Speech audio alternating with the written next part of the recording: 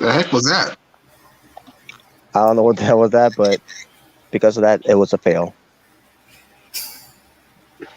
No, that's probably Gargano.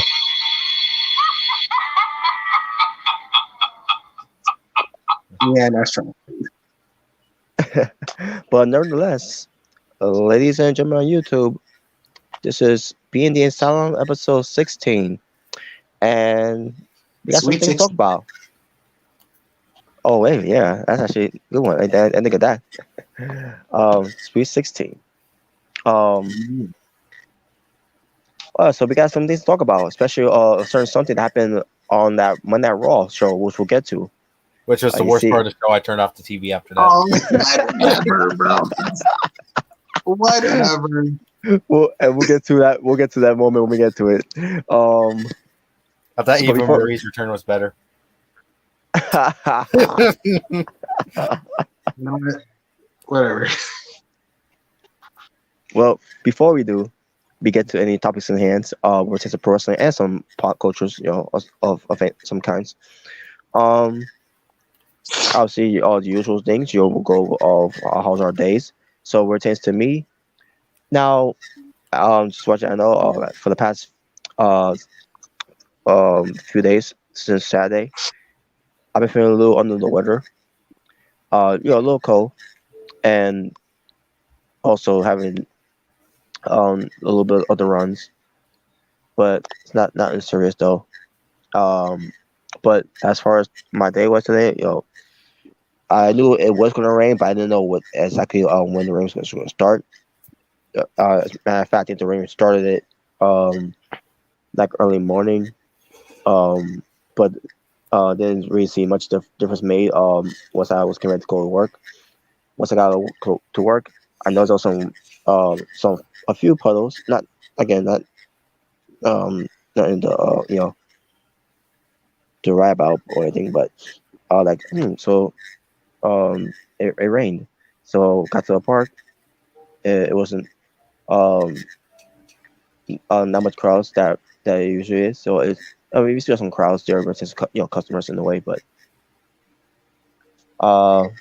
so I only work about up to from 3 to around 5 ish around there because we were completely done and it was those clouds coming in. It didn't rain yet until I guess a couple minutes later after we left the park and all. Oh yeah, oh my god, I can't believe I gotta talk about this part. So we were going to to the other side of the street from our job. Some dude who was with some guys there. I don't know if they were if they were guys that were from the sides of it or just to these games, whatever. But this guy, he was moving around, dancing around. I'm assuming he was drunk. I'm assuming he was drunk or whatever. Or maybe he's not mentally up there. So I Wasn't want. Jose? What? No, thank God I wasn't. Because I would have told him that he was trash. Trash. But so I let the guys know for us all that work at Dino's. Look, hey guys, look, there's some going dancing and all.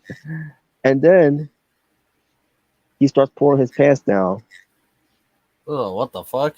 Good thing we all turned away before we saw his whatever of his pale.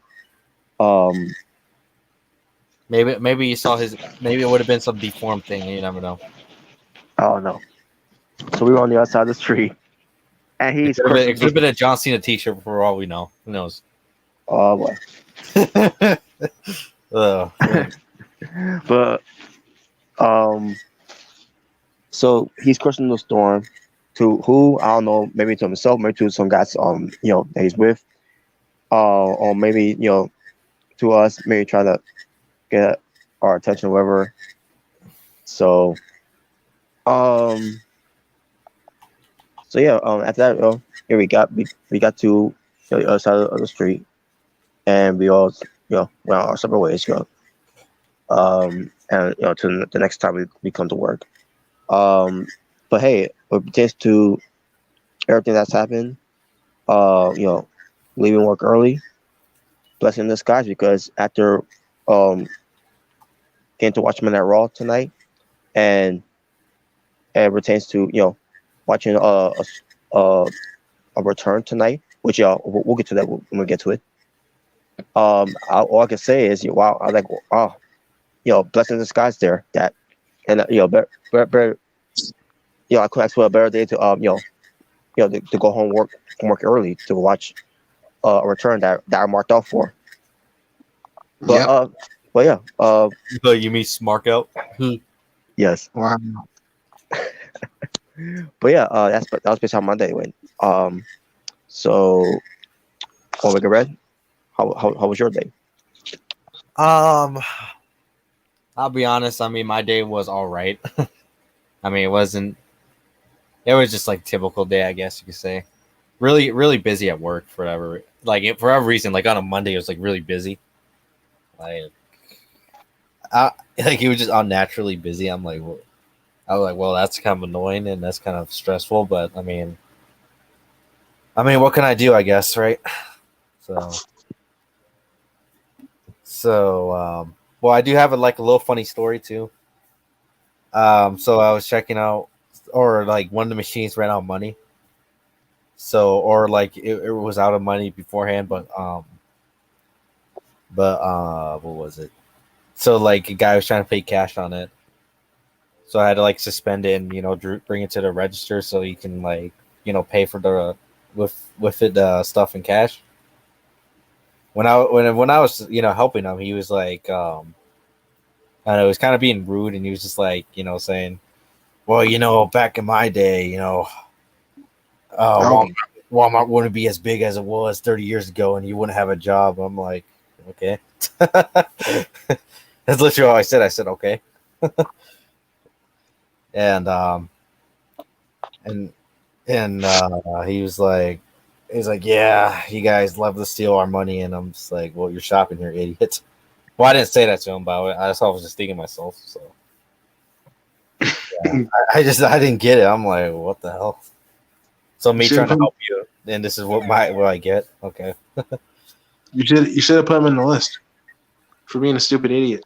You just made the list. Yeah. Yeah, I mean, it was kind of funny. I mean, yeah, obviously he was being an asshole, but I mean, it was just funny because it was just like I don't know where that came from, but okay. I don't know why I would care about that, but yeah. Other than that, I mean, the rest of my day went on, and eventually I got out, which I was happy for. Got home, I watched what was the main remainder of Raw, and then I turned it off after a while.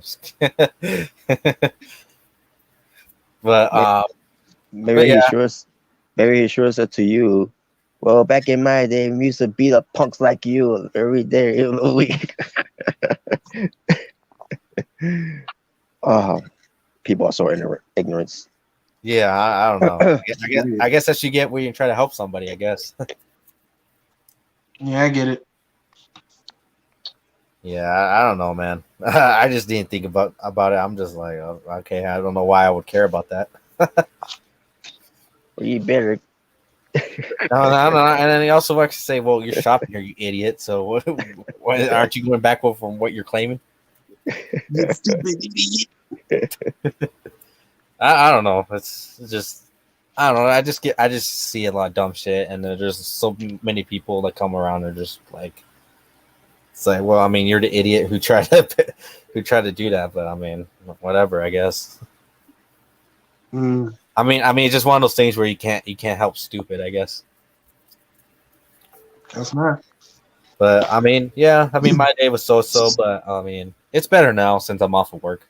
But All right. yeah, And Jalen, your turn. and Jalen. Not much. I got my brother off of school, but it was raining during that time, so I had to run to get him. Um, I took him home. Um, and I just went back to my grandma's, and other than that, not much. Just a normal day. It just rained. Nothing really happened. So it rained for both of you guys? Yeah, it was raining for Yeah. me. Again, with me, it wasn't really much of a rain. I mean, other than it being cloudy and all, the sun was out off a little bit and all, but not much really happening. Or since the rain for me. But earlier on the day it was. But I wasn't. I wasn't. Wake around. Just didn't catch how bad it looked, or if it wasn't bad. Mm-hmm. Oh, I forgot to add that. At least I know tomorrow will be better because I don't have work. I have a day off, but Okay. yeah. So I gotta ask something. Do you say today was the best day ever? Where you're like, yay, today John Gargano returned, yay, it's the best day ever. It's way better than my wedding, yay! It's way better than my graduation, yay! I don't know about that, but it was definitely cool, man. That definitely made my day. Just imagine some guy who just goes out and say, "Yeah, oh my god, this return was so good, it was way better than my honeymoon." Yeah. Yeah, it was like, what? You know what? I could probably see freaking Grimm's Toy Show probably saying something like that. Yeah, you have some fans that will say that. That would not surprise me. You know, it'd be fucked up. Some guy was like, "Yay, this was so good, it was way better than my child's birth." Yay. What? Oh, I know it sounds fucked up, but I mean, you probably do have some cycles that think that. well, get ready for that divorce paper. And the alimony is coming your way. Yep. Well, get ready to lose your custody of your child, but anyway. But all right. Yeah. So now, with those things out of the way now we move on to obviously we're gonna start off things with WWE. Yeah. the E. Now I want to get the results. I want to get the results out of the way first. Start off with SmackDown. Friday Night SmackDown. Just bring it. SmackDown, yes, from August 19th, 2022. Who we talk about smart, just bring it. 2K20 is better than just bring it. Oh boy. Oh no. And they're in Montreal, Quebec, Canada. Canada. Where's Lance Storm? Oh, Canada. How much I hate this place. This place. Well, there was no Lamb Storm, but there was Ronda Rousey, which we'll get to. We'll get to her. But don't worry, Montreal. There was no screw job this time. Yeah. Well, I can't think it was, but we'll get to that part. Even though no one cares about it, but still. But Michael Cole mentioned on commentary, it is the 1200th episode of SmackDown. Yeah, I didn't know about it until they pretty much had it in they had it in the screen, and Michael Cole said it's like, wow, I didn't even know it was 1200 episodes. Now, if his man was still around, he probably will have someone mention it, and then they'll probably do a short advertisement in 2 weeks early ahead of time, or in a way. Yeah. But because this is a new regime now, and they realize now this is 1200 episode, they're like, we're not even going to bother. We're just let everyone know on the show coming in that this is the 1200 episode.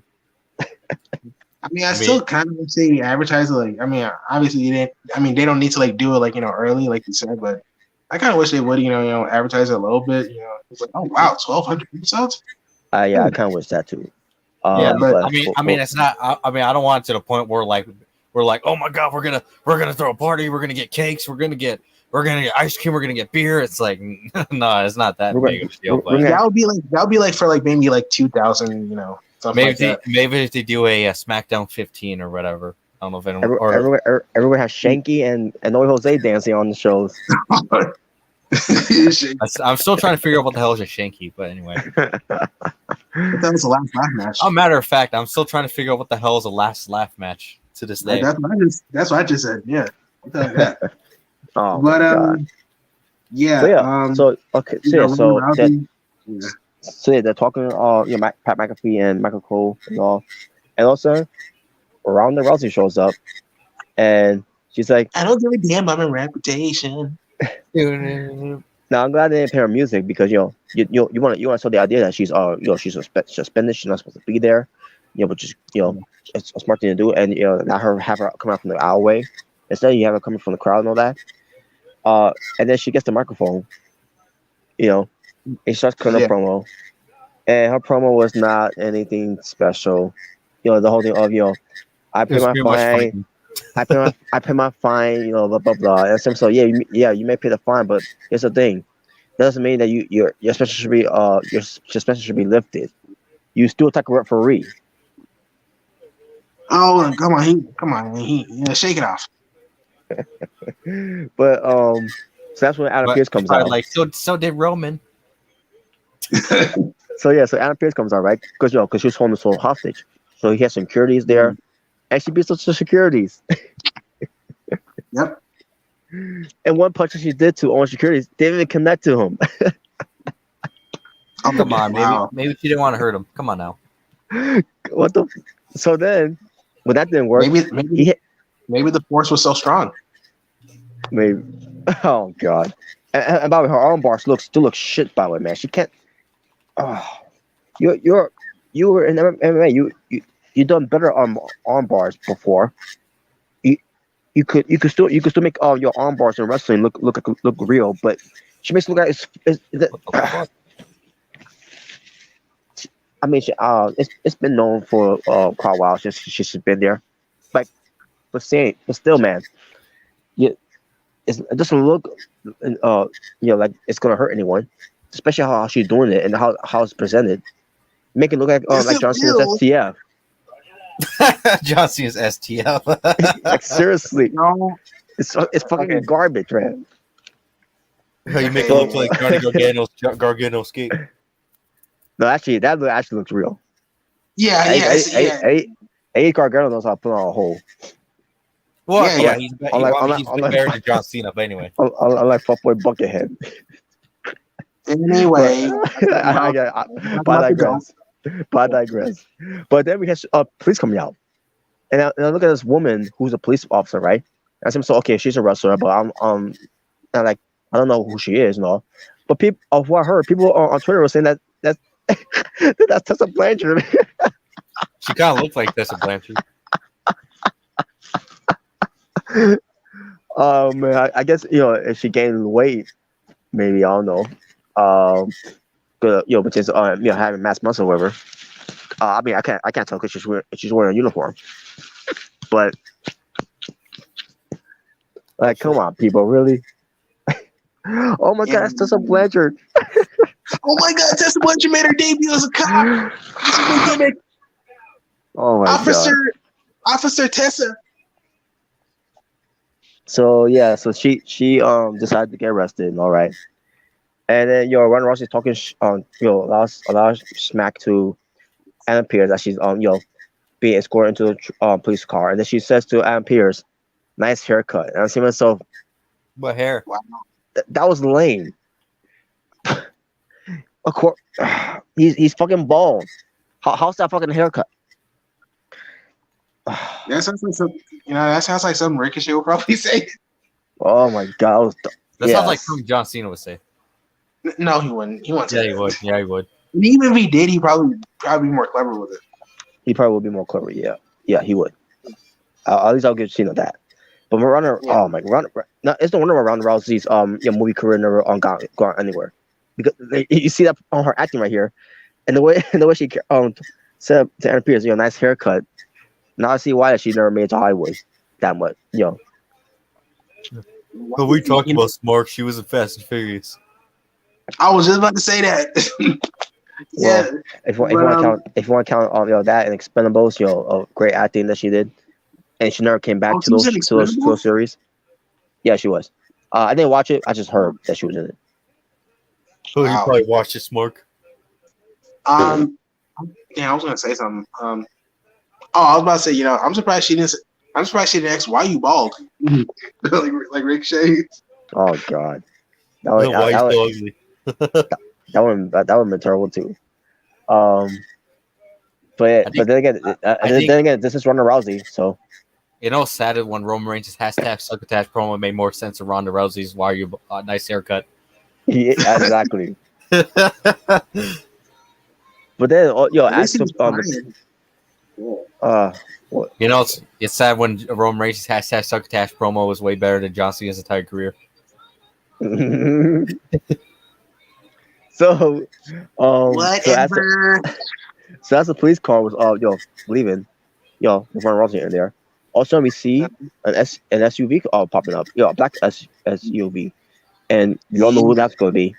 It's The the big undisputed WWE dog. champion. The Yes, tribal chief. the Head tribal of the chief. table. The That's God it. mode. And I'm watching this. I'm seeing myself. So you're telling me Roman Reigns show up at the right moment as Ronda Rousey's been arrested? What? What a coincidence, you know? Sometimes it happens. What the?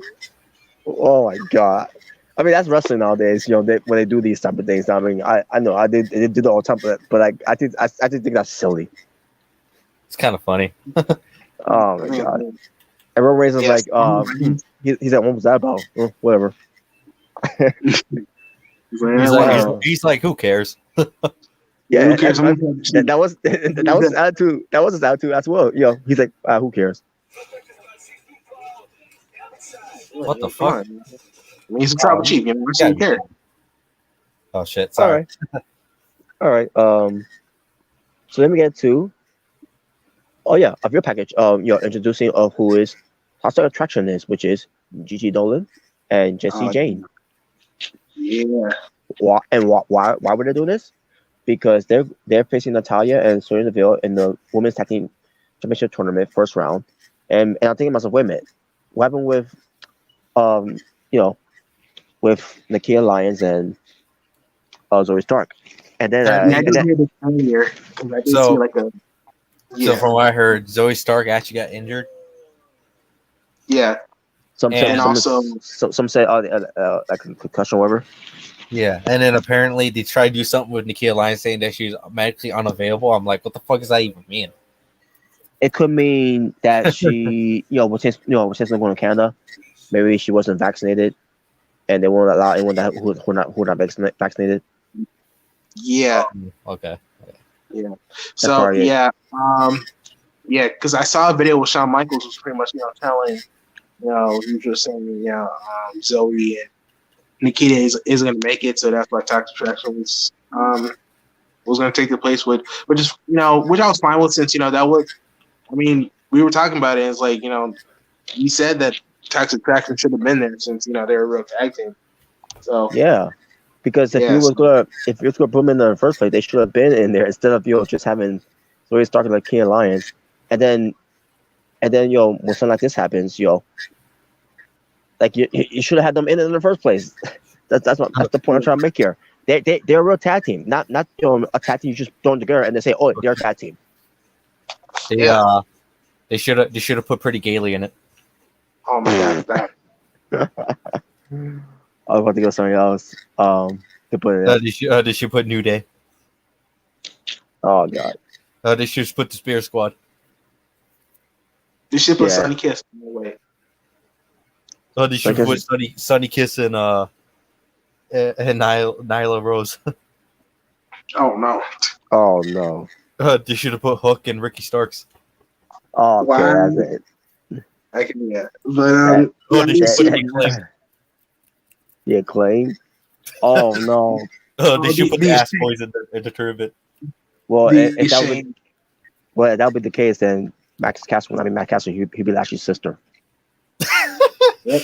Yeah. Oh yeah, I forgot about that. He was one of Lashley's sisters. Maxine and Lashley.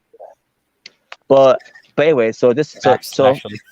So we get this match happening, right? About Natalia, she got reactions, but not to the level that you thought she would, like Sami Zayn did, which we'll get to. We're gonna get to that. So yeah, Natalia, was there, and while this match is getting ready to start, all of a sudden, Control, which Bailey, Dakota Kai and Io Sky. They were at the front row. Yeah, And what are the odds? tickets. Right there where Michael Cole and Pat McAfee, where Bailey is basically talking trash to Michael Cole. He's like, "Hi, Michael Cole. Oh my god. Well, I wouldn't say talking trash, but more like aggravating him. Yeah, he Well, was just messing with her. well, you know, at least when you said control, I was like, oh no, not control your trash. Control your narrative, Smark. Oh my god. You want to get these hands? Nobody Jose will actually fit right in there, by the way, since he doesn't do any dives. Oh yeah, he doesn't. Yeah, he don't.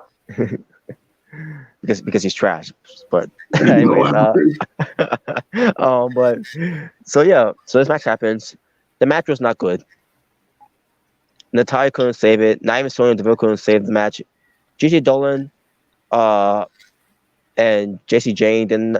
And especially from Gigi Dolan, who's been wrestling for a decade now, like Kiera Hogan has been.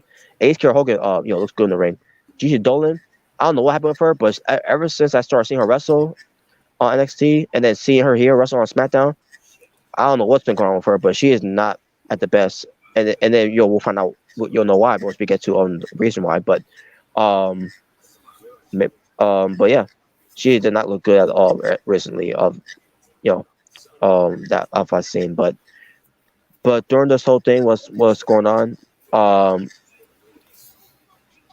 can't remember if there was someone backstage watching the match too.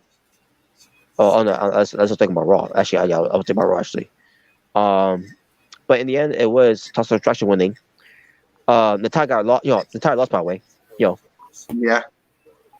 Nice. You're talking about that's going to change in WWE or change to this whole thing. Which will basically be in charge. Well, there things has to change, but some still stay the same. For example, Natalya losing in Canada. Oh man. So Gigi Dolan, apparently she's injured. Is there a reason? Is there an injury that she had? Okay. So is there any injury tips about Gigi Dolan or why she got hurt? How she got hurt? I don't know. I haven't heard any updates about it. All I just heard is that since Gigi Dolan's injured, that the Park Attraction was out of the tournament. That's all I know. I don't know exactly what the injury. I don't know exactly what the injury is, but yeah. I just hope she gets better. I mean, she's in a long list of injury bugs. Sadly. Yeah, man. There's been a lot of injury bugs. There's been a lot of injury bug bites. This year, man. It's crazy. Mm-hmm. It's crazy. I do feel pretty bad though. Yeah, man. And they get exposure and rostering injured. Sucks. Yeah. So because they advanced now, while she was injured. I don't know if she got injured in the match or maybe she got injured afterwards. Maybe I don't know. But we'll get to what they did on Raw. Once we get to that. Once we get to there. Which some of us suggested why can't be Mandy Rose be replacing them because she is Total Attraction too. Yeah. But at the same time, I can understand why because she's the NXT Women's Champion and they want her to come up yet. So. Yeah. I can understand that. But besides all this, this tournament has become a disaster. Yeah. And the injury on Gigi Dolan is not making it any better. Personally, just scrap the titles. Yeah, they should have. I've been saying that they should have just scrapped the titles and just not bring it back. What they should do is send the titles to Rob, and Rob will be like, "Well, time to take out the trash." Oh, yes, yeah, I'll actually do it. Now, if they give me any titles, I'm selling it to get some money. I'm selling those titles. Or they could just melt the gold down and turn it to a chain, a piece of jewelry. Or we can give it to Paige. She does the titles. Oh God. Hey, speaking of Paige. You think there's a possibility that she might want to come back to WWE now, or maybe she wants to explore somewhere else? Maybe she wants to go to Impact. Maybe. I mean, But I then, don't know. then again, I wouldn't want her, to see her on that show either way. In fact, I want to see her all. Period. Yeah, let's put an AEW Yeah, let's put it. yeah, Let's put her on Rampage. I'll put it this way: I don't want her to see her to be the one to end Jay Cargill's on the fifth streak. Did you say you want to see that? No, I don't want. You probably want Oh, Hook you to don't? end it. What? What? No. If we can, they will crush that boy.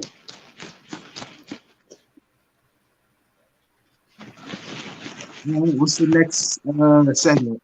So yes, Nah. we get to Sami Zayn backstage, right? Yes. So That's so he walks into the backstage, where he wants to, talk to Roman Reigns, and security is right there. He's like, he's expecting you. Like, oh really? Okay. He knocks on the door, walks in, and there it is. The Tribal Chief is, allow him in. I'm like, okay, so let's see. I want to see where this is going. Like, this is kind of awkward here. So Roman Reigns and Sami Zayn, basically Sami Zayn, talking to Roman Reigns, being open with him and all about, basically Roman says, yeah, how's it going? Sami Zayn's like, oh, I got a little complaint about, your cousin Jay. He's been on me, being ungrateful, and and then Roman's like, yeah, you're right. You're like, basically Roman was agreeing with him. Like, this is fucking weird. And they caught Sammy out guard. It's like, whoa, what? It's like, oh yeah. You're like, that caught Sammy out guard. Yeah, and Roman was like, doesn't appreciate anything that he does. He said he loves him, he's my cousin, but and then Sami Zayn, I guess he was talking about. I remember saying. I'm sorry. Yeah, I'm sorry. Roman was saying something to Sami about, you should talk to be talking to Jimmy more instead of Jay. Yeah. And then Roman's phone rang. Roman's phone ringing. I think it's it was one of the Usos. Yeah, it was Jay. I think it's Jay. Yeah, it was Jay. He's answering, and Jay probably is yelling at him. And he pretty much said you can make it to Canada. Probably because really probably can make it Canada. Well, I could think of why they can't make it to Canada. because of their DUI arrests. Yeah. But yeah, Sami Zayn tells Roman, the Usos ain't coming, they can't come. I remember he tells him he's going to be in the Fatal 5-Way, a number one contenders match for Intercontinental Championship. He's going to face Gunther or Walter, Clash of Champions. I mean, not Clash of Champions, Clash at the Castle. Clash at the Castle. He'll get a race, Mark. What? And he's like, Roman's like, you know what? The Intercontinental Championship will look pretty good in the Bloodline. I will agree with him. Yeah, I will agree with him if it was the old Intercontinental title. Yeah, the new house so trash. But then again, you got the current titles right now that looks a piece of crap. Yeah, hopefully Triple H changes that. Hopefully he changes that soon. Yeah. I wouldn't mind if it was just the old title, but just in a black strap. Like, I wouldn't even mind that if it was just like that. Mm-hmm. Yeah. So yeah, Roman.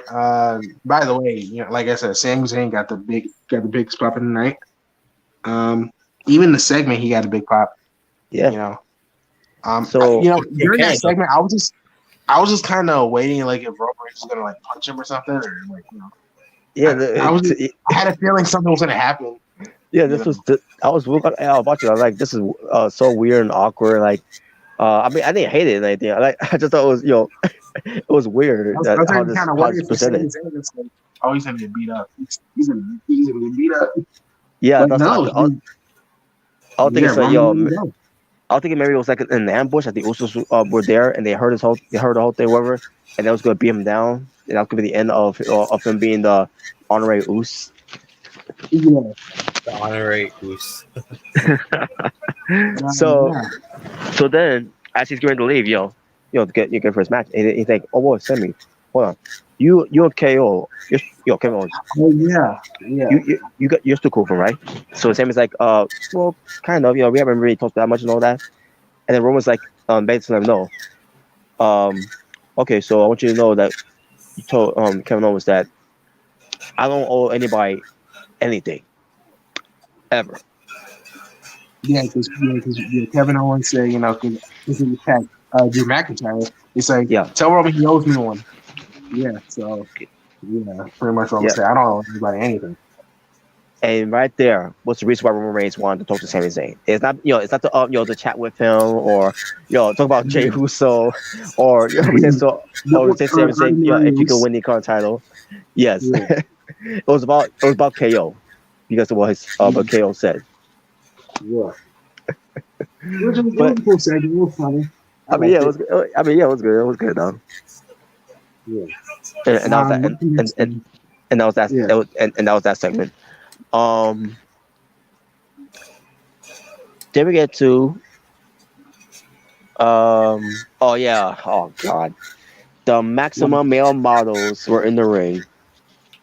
Okay. I do remember this. Yeah, I remember this. Oh my god. I don't exactly remember what they did, but I do remember, who came out to confront them.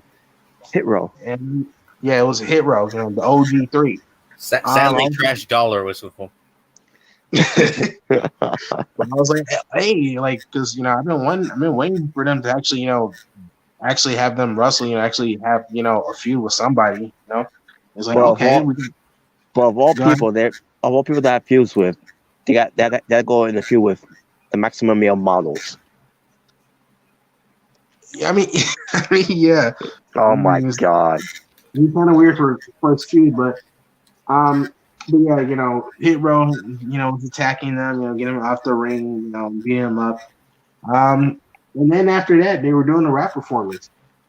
So, which I thought was fine. Yeah, Montreal got a rap performance, so yeah. Hey. Was like knock your socks off. Still better than John Cena's raps. Yes. I'll tell you one thing. I'll tell you one thing. I read about Hit Row's albums other than John Cena's albums. Oh come on, John Cena, man! John Cena has some good songs. Come on, he had some good songs. No, he did. Yes, he did. No, he didn't. No, he didn't. Trying to say John Cena had good songs is like Last Legend is a good wrestler. That's the equivalent of that. You know what? We're not even going. Oh my god! Yeah, it was. I mean, it was good to see Hero, because that wasn't, like when Hero came out, I was like, yes, Yeah, beat him up. Yeah, but, so. I thought it was cool though. They beat up the maximum male models, and all. Yeah. So who doesn't like beating up maximum male models? Yeah, they'll beat the American males, the modern day American males. All right, so what's the next thing? So we get to Karrion Kross and Scarlett having a backstage. Well, I guess you would call it backstage, but I don't think they were actually there. To be honest with you. Yeah, I think it was just more of it was just more of a vignette, a little segment in the promo they were doing. He's pretty much talking about how he was, because I remember like in the promo he was talking about Drew McIntyre, how he was attacking him, how he was his target, and they show like a little, and they were talking about they show a little flashback like Drew McIntyre, like when he was talking about how he's the chosen one, and they show like old school Drew McIntyre, before the beard, I was the chosen one. Babyface Drew McIntyre. Yeah. I was the chosen one, and then I got fired. Yeah, basically they showed how when Drew McIntyre debut as the chosen one, and then the whole thing of him being released. They show that part of it, and then show him coming back. Yeah. While Karrion Kross was talking about this, and Karen Cross was talking in a low voice, which you could still hear him talking in a low voice, kind of like how Jake Roberts cuts promo, and that Yeah. and then he turned it up, like he was intense, and he was shouting like holy shit. Yeah, he woke me up with that one. Yeah. Scar looking sexy as ever. Yes. Oh yeah, definitely. Scarlett's best girl. Yep. And he said McIntyre knows the people are wrong to choose him. Yeah. So it's definitely a future feud. McIntyre versus Cross, which I'm looking forward to. It's definitely That's interesting. probably going to be the feud once Drew McIntyre wins the titles. Yeah. Well, I mean, I still don't know if Drew McIntyre is going to win. I think he's going to win. Honestly, I still think he's going to win. I have a feeling Roman's going to retain. That's my. Honestly, it's time to get the belt off of Roman. He's been the champion for 2 years. All right. I do agree with that. I think it's time for Roman to drop the belt. I don't think it's going to be. I don't think it's going to be at Clash at the Castle. I don't think it's going to be. All I will say is, as long as John Cena doesn't become champion again, then I'm good. Mm-hmm. Which I'm being serious about because where did John Cena even come from? Like you're matching different team. Like you bro. There was some. They were talking about some people wanted to see John Cena return at Castle the Castle, and he kind of turned that down and asked himself, "Oh, thank God! Thank goodness he actually did a miracle for once. Thank God!" Come on, he put people over. He spared us from showing up off his trashy wrestling. Jeez. Whatever. All I can say is thank God John Gargano is back. Well, yeah, that's great. I do not want to see Gargano champion though. Well, we shall see. But we'll talk about that too. By the way, what's his his plans? So let me get to the fair five way. We got Sheamus versus Madcap versus Happy Corbin versus Ricochet versus the hometown hero who had a huge pop on it. He got the biggest pop of the night. Yeah. Sami Zayn. Now, because I didn't know they were going to be in Toronto and SmackDown Montreal, because I knew they were going to be in Canada at Raw. I didn't remember they were going to be at SmackDown. So my choice was automatically Sheamus because, who doesn't want to see Sheamus versus Gunther, right? Me too. But since they're in Canada and, Sami Zayn was getting like the big pop and, he's pretty much the babyface in there, I was like, are you going to give it to Sami Zayn? Are you going to give it to him? I wouldn't mind that if he would have won. He would be my second choice, by the way. I wouldn't mind if he won, but I was just thinking, since they're in Canada, it's like. Yeah, I wouldn't have mind if Sami Zayn won, but the only problem is that I don't see him winning against Gunther. No, definitely not. But I still want Sheamus to win. And I don't see the Usos interfering for the honorary Us. Yeah, he's like, why didn't you tell me? Why didn't you guys tell me? He's like, well, you ain't the Us, man. Were you about to say you ain't black? Is that what you're about to say? No, I was gonna say, he ain't got the juice. If they actually said you ain't because you ain't black, I'm like, what the hell? You guys really ain't black either. But there's some anyway, my pick was Sheamus to win, and Me too. He did. I'm glad they kept Sheamus, and this really got me excited because Sheamus versus. I thought Kenny Omega was going to win the match. Oh my god! I'll tell you one thing. Thank God John Cena didn't win this match. Oh, that's right. He wasn't in the match. Anyway, I am looking forward. Oh my god! Anyway, I am definitely looking forward to this match. This is definitely a dream match, in my opinion. Sheamus won the match though. I forgot who you beat. I think you beat Corbin, right? I think it was either Corbin or Ricochet. It was one of them. Oh yeah, I remember. It was Corbin. It was Corbin. Thank God. Corbin's trash. Trash Corbin. Yeah. Mass Corbin. And it's funny because when Sami Zayn was going for the pin, like he's about to win. Corbin, he got him. He pretty much put him off the ring, and he got the biggest boo. He got the biggest boo. It's like boo. Screw you. By the way, I didn't know this on commentary, but apparently Someone said that Michael Cole mentioned that Sami Zayn was El Generico. He did. I might have must to look that up. Yeah, I must miss it, but people, I listened to the reviews and like, oh, okay, so I must have not heard that part then. But yeah, he mentioned maybe Kevin Owens said like, no, you're not Sami Zayn, you're El Generico.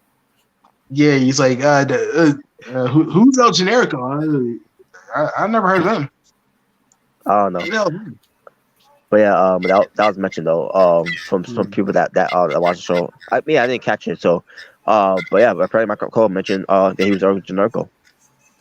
Yeah, I might look that up. They should have someone mention that Kevin Owens is Kevin Steen.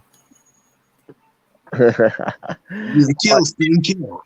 Yeah, and I think it was mentioned around the time when Michael Cole heard the Olay chants, when the crowd was chanting for Sami Zayn.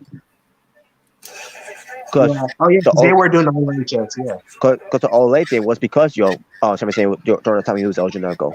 And obviously because the crowd's from NXT chanting it too. That's what made it more bigger. Yeah, it was definitely one of my favorite. It was actually my favorite match of the night. The favorite kind of way. Oh yeah, the match itself was great. Yeah, it was really good match. Really great performance from all guys. And like I said, I did want to win. We're gonna get Gunther versus Sheamus at Clash of the Castle, which that's one of the matches I'm definitely excited for. Yep. So I can't wait to see it. By and I did the see time, go ahead. Yeah, by the time that this match is going to be over, and Sheamus not winning, by the way, he's not winning it, but which is it's a shame. I want to see Sheamus become the current champion, but it's a shame. Yeah. Oh yeah. Lobster head. By the way, since this man's gone, and I know it probably wasn't a Vince McMahon idea, but it was probably a Kevin Dunn idea, which the whole thing of Sheamus' theme is outdated. Bring back that theme song in his face. Yeah, I mean, I never had a problem, with the theme they gave him, the Hellfire theme. I thought it was okay. Yeah, it's good too. But I did have an idea. I prefer Lobster Head. I mean, yeah, definitely. I did have an idea, like they could Lobster Head. It'd be cool, in its entrance, it has like the Hellfire intro, dun dun dun dun dun dun, right? And then it cuts to, it's a shame that they lost their head. Could you imagine the pop that would get? Oh wow, that would be nice. You think it's gonna be his current theme song, but oh wait a minute, he got his old theme song back? What? That would be nice. At that point, I would say, who cares? Sheamus got his theme song back. That's an old meme. Remember who cares? Jeff Hardy got his theme song back. If that happens, or with McIntyre's who cares? He got his old theme song back. Oh my god! And it happened on the night where Karrion Kross lost on his birthday as NXT champion. Oh yeah, no, that's not canon. Oh my god, it's not canon. But the NXT champion when Karrion Kross was champion. Yeah. Like a year ago. But what I was gonna say is, after the match, after this match between Gunther and Sheamus from Castle to Castle happened, Sheamus' chest is gonna look so red, like Jon Moxley's bleeding. Every week. He's definitely gonna be red in that match. He's gonna be bruised. Especially how we saw him bruise up from his leg on that match. They had. Yeah, because he was bruised on the leg too. Yeah, he was bruised. In that match. So I'm thinking, dude, imagine what freaking Gunther, what Walter's gonna do to him. Oh my god, get ready for that. Oh, I can't wait for that match, bro. That's gonna be a fight, bro. That's gonna be amazing. Yes, and Sheamus gonna love it. By the way, I know he's gonna love it.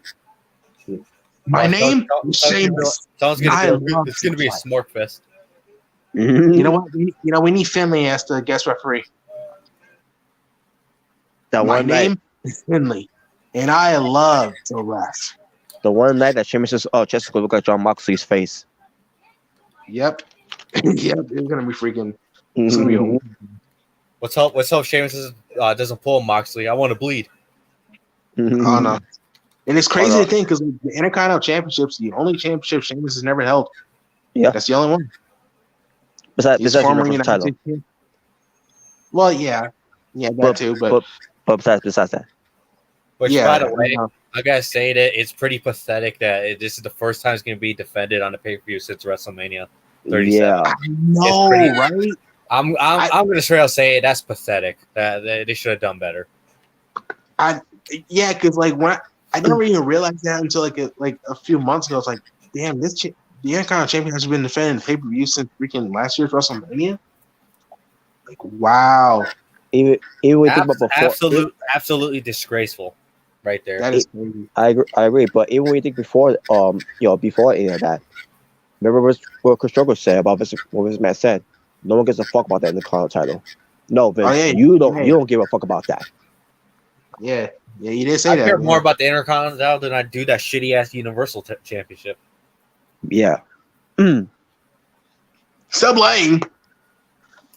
Yeah, whatever. When they did the red period days of it, and then the blue the Seth McMahon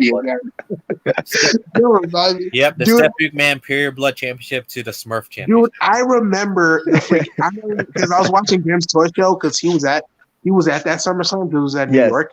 Yes, I remember. Dude, I saw he was like, "Please be a joke." Dude, he was so pissed. Dude, that was so hilarious seeing the whole crowd boo the championship. Dude, they booed the championship. Dude, that was it. It was literally what they should have done is they should at least brought back the big gold and just called that the Universal Championship. Then that would be better. Dude, they literally just took the Raw Women's Championship and made it all red. That's really all they did. That's what it was. Oh my god! And, might as well. If the championship is introduced to 2020, I'm like, damn, where did it get John Moxley's blood over it?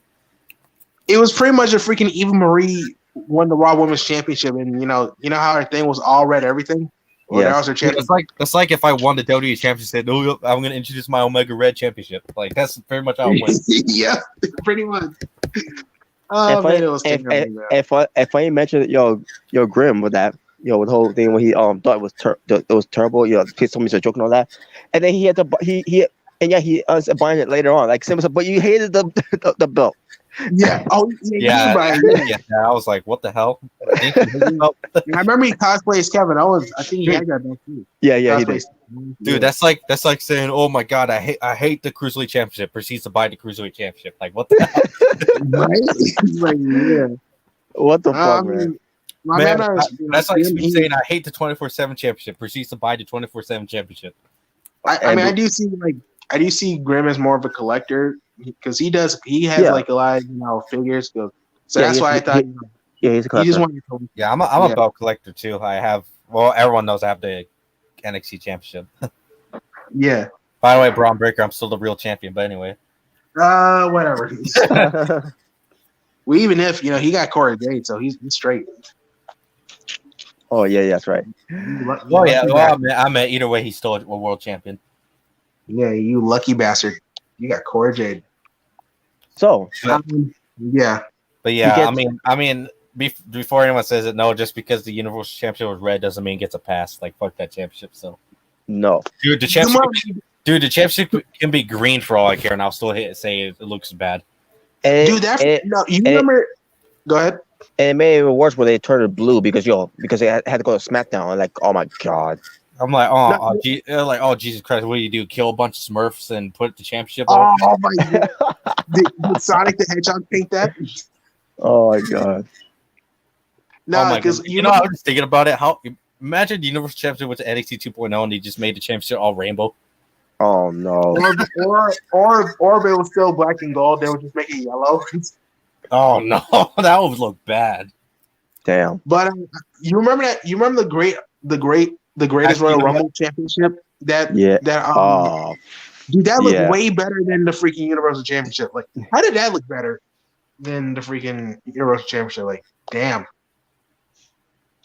I would have took that design over the freaking Universal Championship. Well, Braun Strowman got said, so it's a fail. But yeah. It's sad when the NXT Women's Championship looks better than the Universal Championship. I agree. Yeah, hopefully they change the belts. I hope so. By the time we get WrestleMania, I hope so. What, the new NXT belts? No, the NXT belts are fine. Oh no, I'm no, talking about Okay. The the, WWE. the main belts. yeah. But Okay, so okay. they, The United States Championship though, I'm fine with it. I like the United States Championship. Change yeah, the that's fine. Intercontinental title. Yeah, that's fine. That's fine. I You think know, it needs a I little more wouldn't care. color. Honestly, just keep it honestly, I wouldn't care if for the Intercontinental. I wouldn't care if they brought back the oval design. Just put the new logo on it. I wouldn't care. Just change that stupid championship design, please. Yeah. Yes.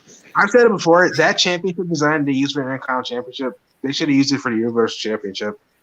Even though Yeah. it still looked like shit in my opinion, but I mean, at least it'll be better. It don't look that bad. It's just I just feel like the Intercontinental Championship didn't really need to be changed. That could have been used for the Universal Championship. That could have been used for. I'm just saying, like hell, I don't care if they brought back the oval design. Just put the new logo on there instead of the scratch logo. I wouldn't care. It would still look better than the current one. Yeah, I agree. I agree with you. Yeah. All right. What's the next thing? So then we get to the Viking Raiders with their Viking funeral for the New Day. Yeah, they had a vignette where now at first when I saw this, it was like, I'm not gonna lie, when I first saw I was like, are they teasing Bray Wyatt? It was like, oh no, it's Viking Raiders. I mean, I didn't say, oh, like I'm disappointed, but I was like, I thought so at first, and then I realized, oh yeah, I forgot the Viking Raiders are doing the funeral for the New Day. Yeah. I just hope this is. I just hope I don't get the feeling where they're just gonna have the New Day bury the Viking Raiders. Oh no! Just like I mean, does everyone remember when the New Day buried the Bludgeon Brothers? Yes. I mean, yeah, I understand. I think what wasn't it Eric Rowan? I think at the time was injured. Yeah, he was. Even though I was still consider that burial because why the New Day of all teams? Why couldn't they have at least the Usos? Because they're the greatest. They still merged.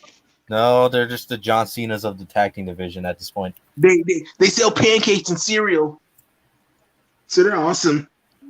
Well, in other news, Chucky in the live chat says, and I quote, "I like my knife." Good for you. I'm so excited for the new Chucky season 2, by the way. But oh yeah, I can't wait too. By the way, that's gonna be awesome. I guess the 4 piece is better. Anyway. Wait, what? Did you say it was better?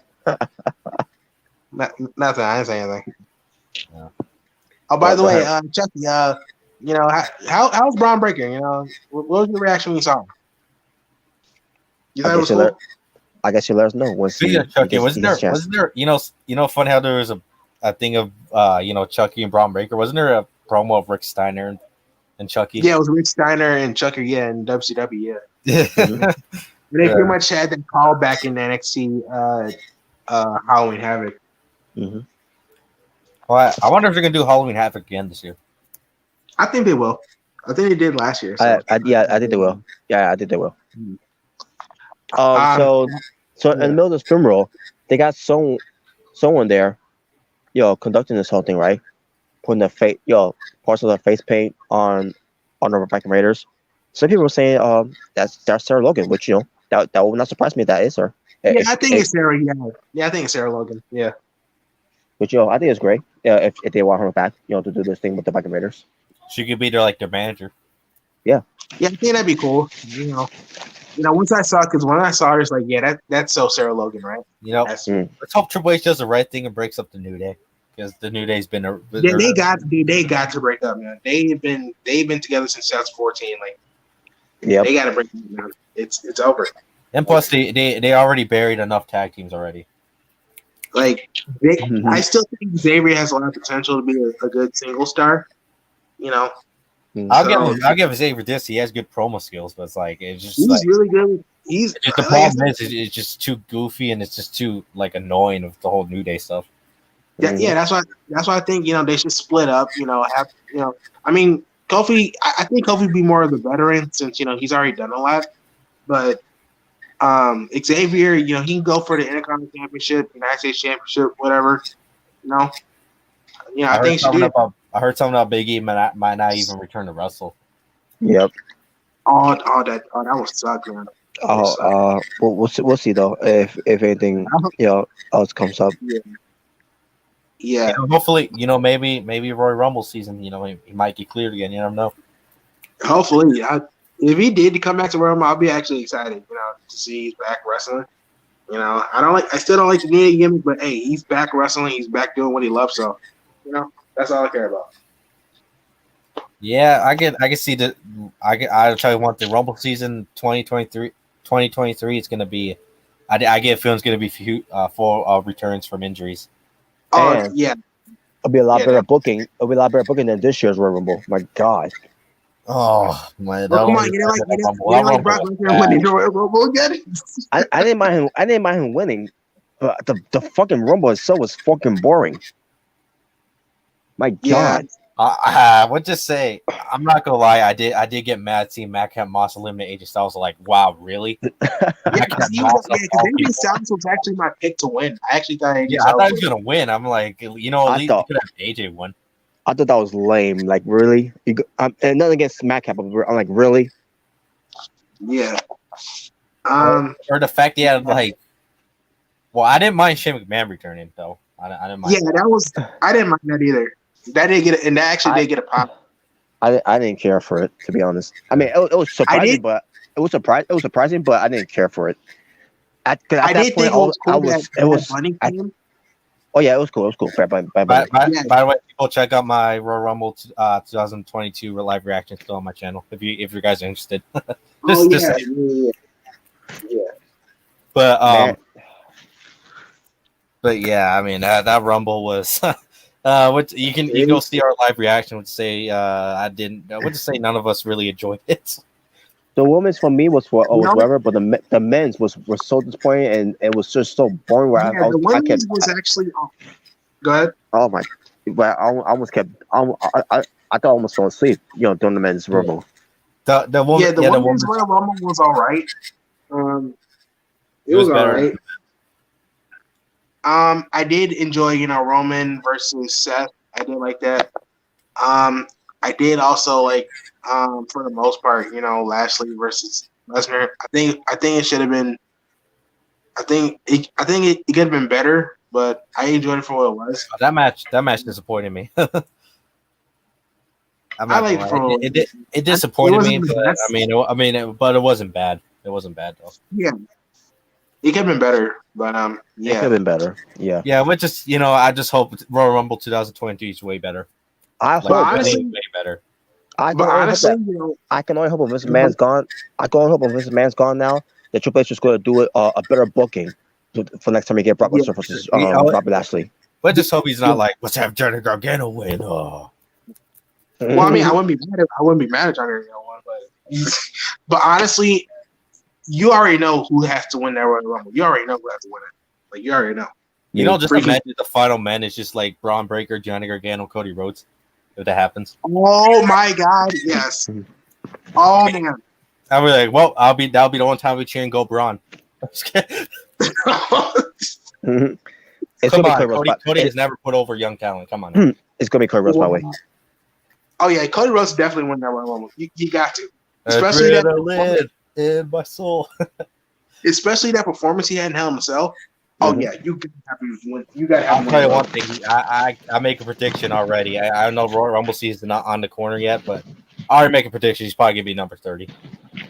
Oh yeah, it will make sense. Yeah, make me number 30, and yeah. And you already know people are gonna say Johnny Gargano versus Cody Rhodes is a dream match. Or, yes, it is. Or they'll have him. Go the distance and enter as number 1. Maybe, yeah. Be the ultimate babyface. Ultimate workhorse. And watch, people are gonna be like, "No, we don't need another Dale Bryan. No, we don't need another Rey Mysterio." We'll get to Johnny Gargano too, because we're getting close to ending SmackDown here. So we kind of got yeah. So then we get to Liv Morgan versus Shotzi. Non-title match. Match itself I thought was all right. Was it more? Yeah, it was all right. Yeah. I do remember. Yeah, Shayna basically came out and attacked Liv. Yeah. She was pretty much teasing that she was gonna, do her, signature, arm stomp, right? Mm-hmm. And she said, I'm gonna break your arm at Clash of the Castle. And I thought she actually was gonna do it, but then she just she almost did it. She kicked her in the face. She should have said, "I'm going to kick your leg out of your leg." No, well, she was already on the ground, so. But yeah, yeah, they're still selling the whole big underdog story, and they are still saying, a little more, I will do whatever it takes to win the championship. So I still think it might lead to a heel turn, maybe. For Liv, I still think that. Whoops. I hit a cop car. Whoops. What? Yeah, the cop card. No, I'm playing a game. I hit the cop car. You're playing GTA or something, bro? Yeah, one of those times where you just want to speed like 100 or whatever, top speed in your car, and then you crash a cop car. Oh, I bet that's how you drive, Mark. Wow. But that's all I remember was Shayna pretty much attacking Liv. And then we get to Roman Reigns and Drew McIntyre having their face off. Yes. Yeah. So Roman Reigns, telling Montreal to acknowledge me. Acknowledge me. And they did. On the big dog. Yeah, he was getting the big pop too. He was getting cheered. He was definitely getting a big reaction. I know Roman Reigns has always been cheered, or he's been getting cheered a lot more. Now I got to talk about Roman Reigns promo here because I thought this was hilarious. I mean, he was serious in all his promos, but hear him, going through this what he was saying here, made me laugh and made me think of some funny memes here. Okay. So he gonna say, in the lines of, if anyone thinks he's not, the face of the company, they're lying to you. Oh yeah, I remember. Yeah, the whole, they're lying to you, all that. And for example, if some of you say that John Cena is the greatest of all time, they're lying to you.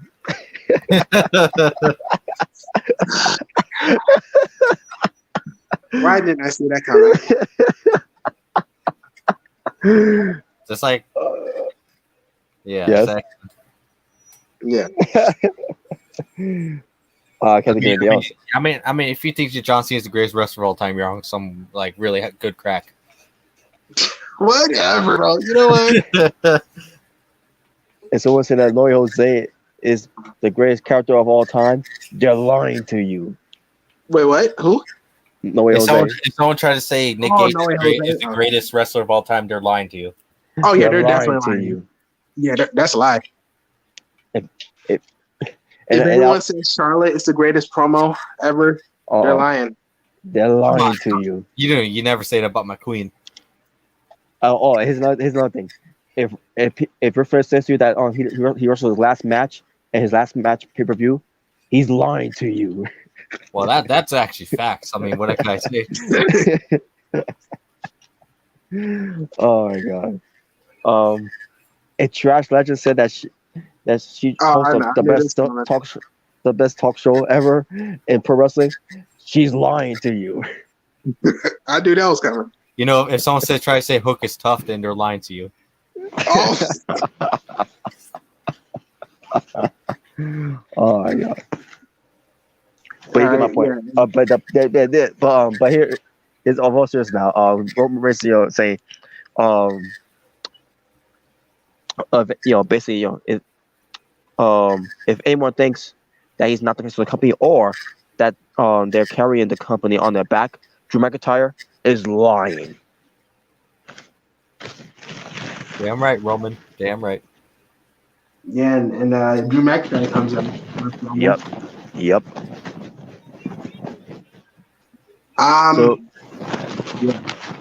So McIntyre, wants to get the record straight to Roman Reigns that is not always that he's not always here. Which is true, because Roman Reigns is not a part-timer. Jesus, Mark. Oh my god. That McIntyre will represent the company, the title, the way that they deserve. Roman Reigns doesn't appreciate that, basically, I think they had like a back and forth exchange, whatever, and then that's when they start fighting. Yeah. And then that's when Sami Zayn came out, which he still got a good pop, but then he got Claymored. He pretty much took a bullet from Roman Reigns. Yep. Yeah. How but it didn't matter because I think Drew McIntyre got the Claymore on Roman Reigns anyway. So either the Claymore or it was Claymore. Yeah, and Drew McIntyre had both the titles and he held it. And he's teasing that he's going to be a new champion, which I still don't think is going to happen, but I mean we'll see. And here's why they're doing it like this, because when you're seeing something like this on the show, you're thinking that Clash of the Castle is coming this week, because they kind of made this feel like it's a go home show, where it tends to don't do this face off. Yeah. But they got something else in store. I'm still waiting for SmackDown, which I think Roman Reigns is going to be one standing on top. Not only will we chase Roman Reigns on McIntyre, but the Usos too. Yeah, the Usos, yeah. And then Sami Zayn involvement. If there's going to be any involvement of the Honorary Usos. But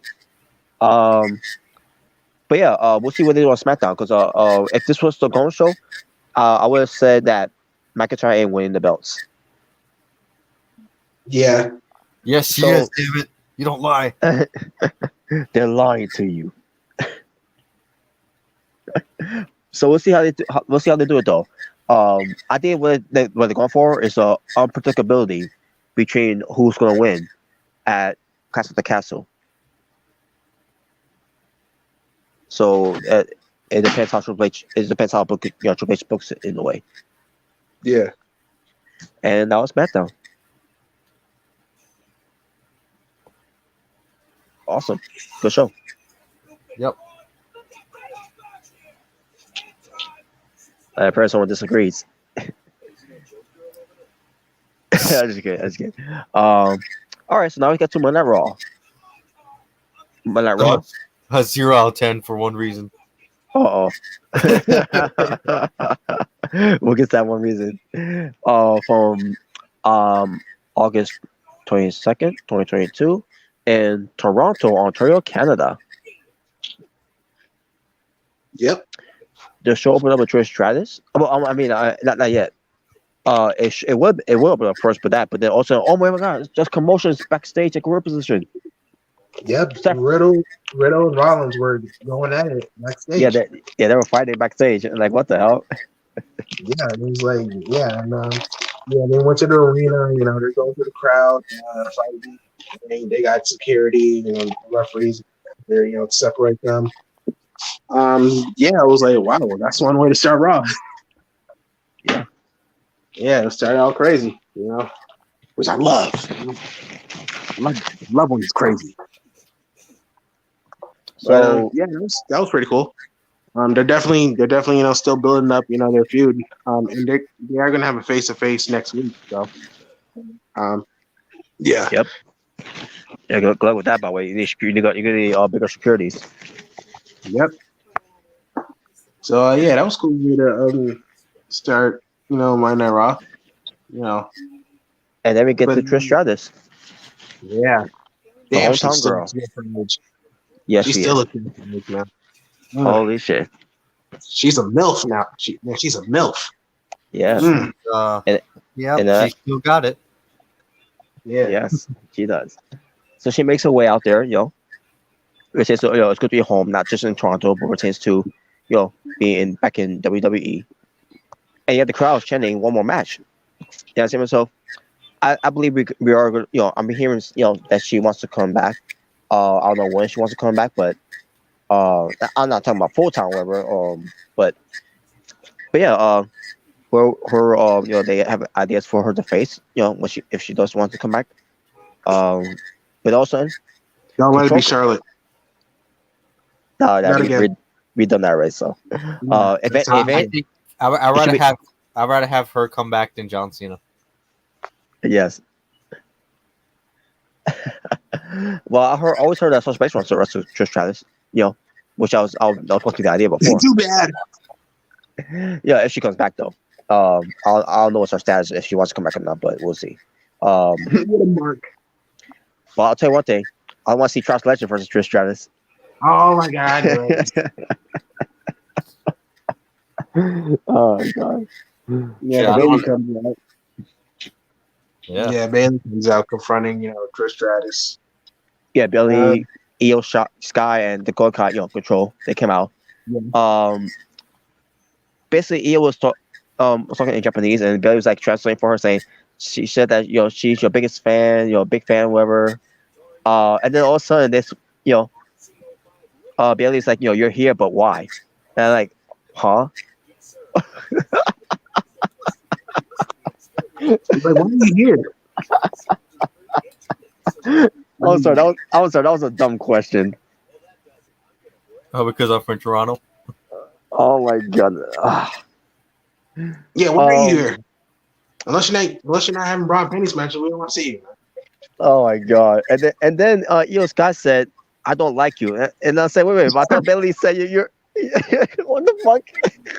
No, you know what? She should have pulled Eddie Guerrero and said, "I lied." You should have said that. Fuck? Oh my god! To me, this kind of off the rail a little bit, but I was still entertained about all this in a way. Oh my god! But Trisha says, that she's here to support Edge, who's returning to the ring. Which we'll get to that part with Edge, by the way. About my thoughts about it. Understand. Yes, understand. Yeah, but John Cena still sucks. It's so real to me. Whatever. Anyway, everything that's seen us now. I mean, that's truth right there. Anyways, so basically they tease they're going to be up on Trish Stratus, and all of a sudden, the Raw Women's Champion Bianca Belair comes out to defend her, but she's like, but at the same time, she's like, you know what? I don't have to defend her. She can defend herself. And I said, so, but you just came out to defend her. I lied. I'm gonna run away. Just imagine she said that. What? What's your Mega? I said, just imagine she's like, I lied. I'm gonna run away from this. It's like, yeah, you got it, Trish. Go get there. I'm scared of Bailey. I think she's Brock Lesnar. Yeah, you go, Queen. You go, Queen. Oh my god! Do it like we do it in the hood. Come on, go fight him. Oh. That's one. Go ahead.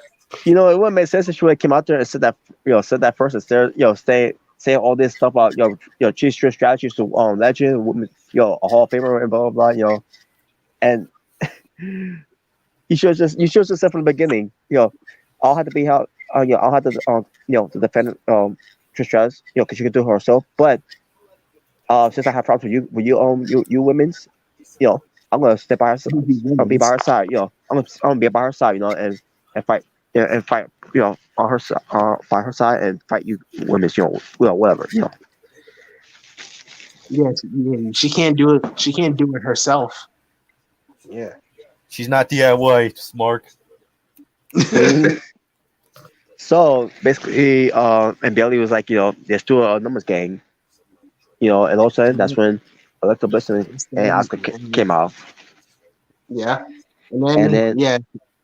And I've been like, you know what? I'm not really in the mood for that. So, I'm gonna go. Just beat up Johnny Gargano. How about what? Anyway, yeah, that's when Control, Oscar and Alexa, they have their match, the tournament match, and obviously, Control win. Now the match itself, I thought it was alright for what it was. Alexa Bliss was was alright. Didn't make things anything better with her in there, to be honest with you. That's sexist, Robert. I'm sorry. Alexa Bliss, I don't know what's going on with her. She needs to go back to the goddess. Oh, that's sexist. She needs to. And by the way, her theme song sucks. stand up, shut up, and fight. That is so stupid. Stand up, shut up. I mean, so is this Rebel Heart, but I mean, we all have our different opinions. Whoa! Don't What the fuck? Nah. This Rebel Heart is a classic, bro. That doesn't even compare. It doesn't even. Yeah, exactly. Bro. Well, I mean, what I'd rather just say is, I mean, some people think your time is up, my time is out is a good thing, but I mean, once again, we all have our different opinions. Oh god, bunch of haters, man.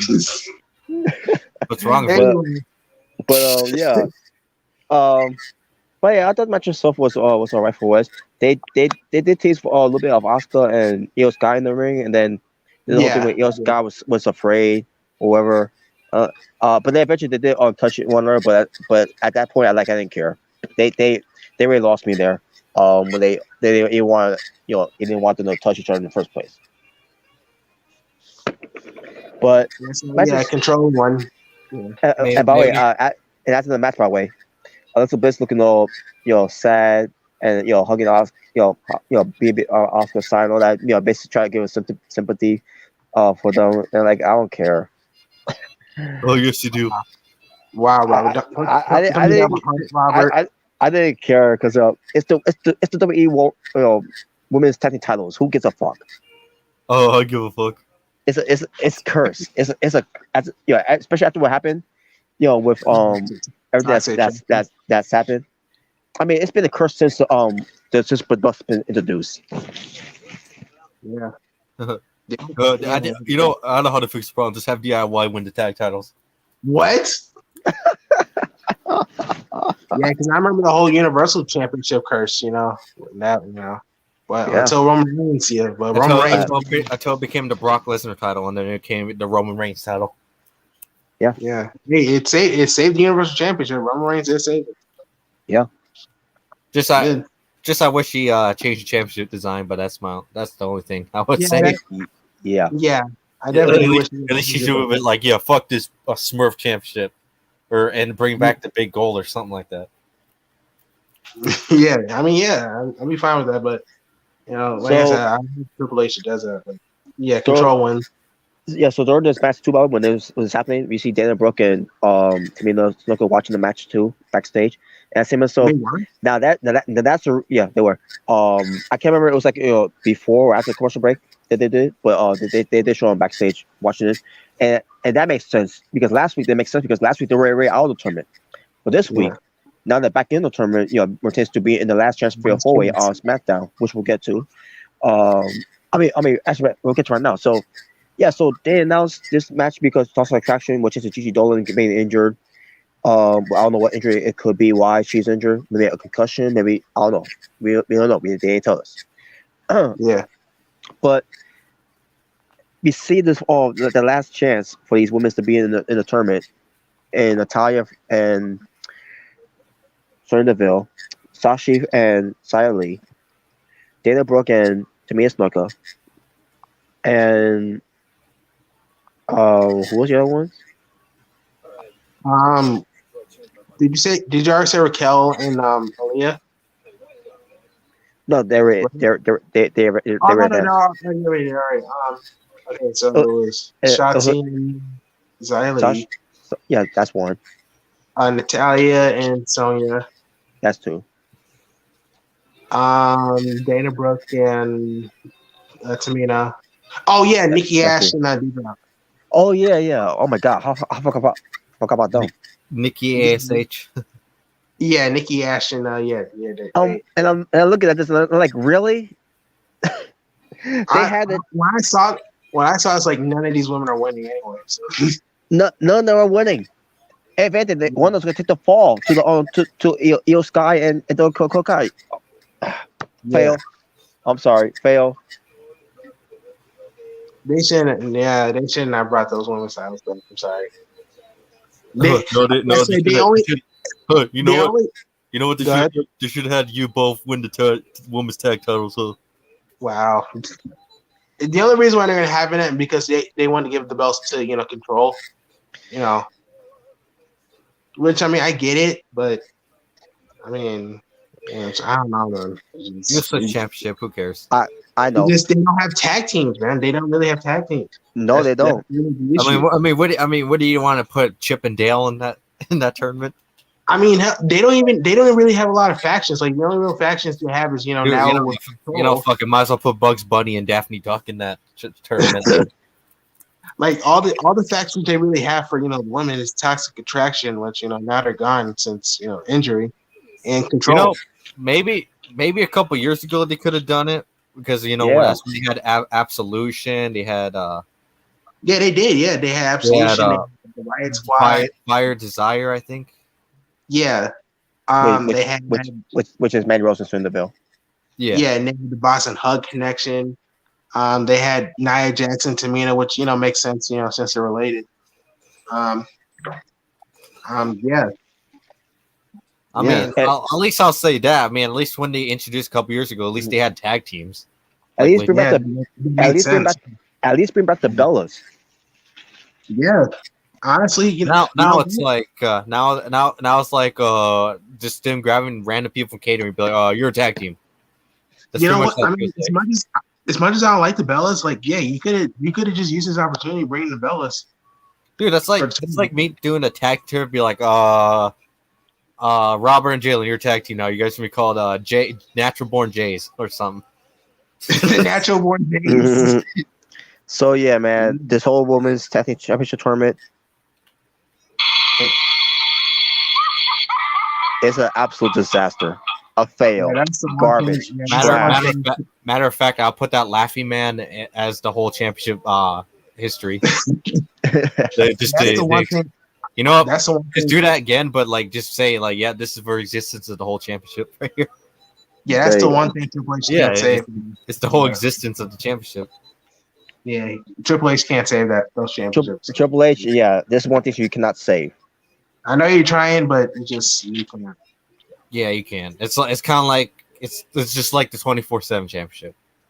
Yeah. Well, I mean, at least you can replace it with the hardcore championship. Make it more hardcore. It's like, okay, you can do something, but the women's tag team championship. Honestly, I don't know what you can do with that. Personally, I think you should scrap both of the championships of the NXT and then just the regular women's championship. Jeez, that's what I think. I don't know. Last chance for a four-way. It doesn't matter what you think. Whoever came up with that idea of last chance, for these ones that failed to begin with. I thought you said who came up with the idea for Last Legend. I was saying Robert. What? What? I thought you said who came up with the idea of Last Legend. I thought that's what you said. That too. Oh my god! but what's surprised me? It was Bruce Pritchard. I mean, the day ain't bad. Last Legend ain't bad. Last Legend. I think it's great. and for what? For something called Lashing Out. Wow, clever.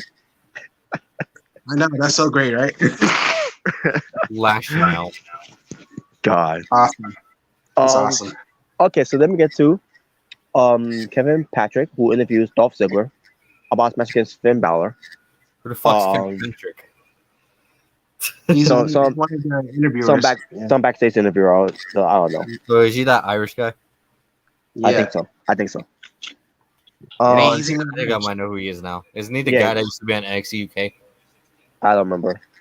I wouldn't know. I don't know about NXT UK that much. But Finn Balor walks up to Ziggler, and talk about pertains to not being better than Edge and Rey Mysterio Jr. and whatever, and then Balor calls Ziggler a kid, and Ziggler's like, "We're both the same age." Wait, is that actually what Finn Balor said? Yes. Balor says, Ziggler, he's a kid, and Ziggler's response of him was like, "But we're both the same age." Which that's kind of like me trying to call Robert a kid. Like, yeah, hey kid, come over here.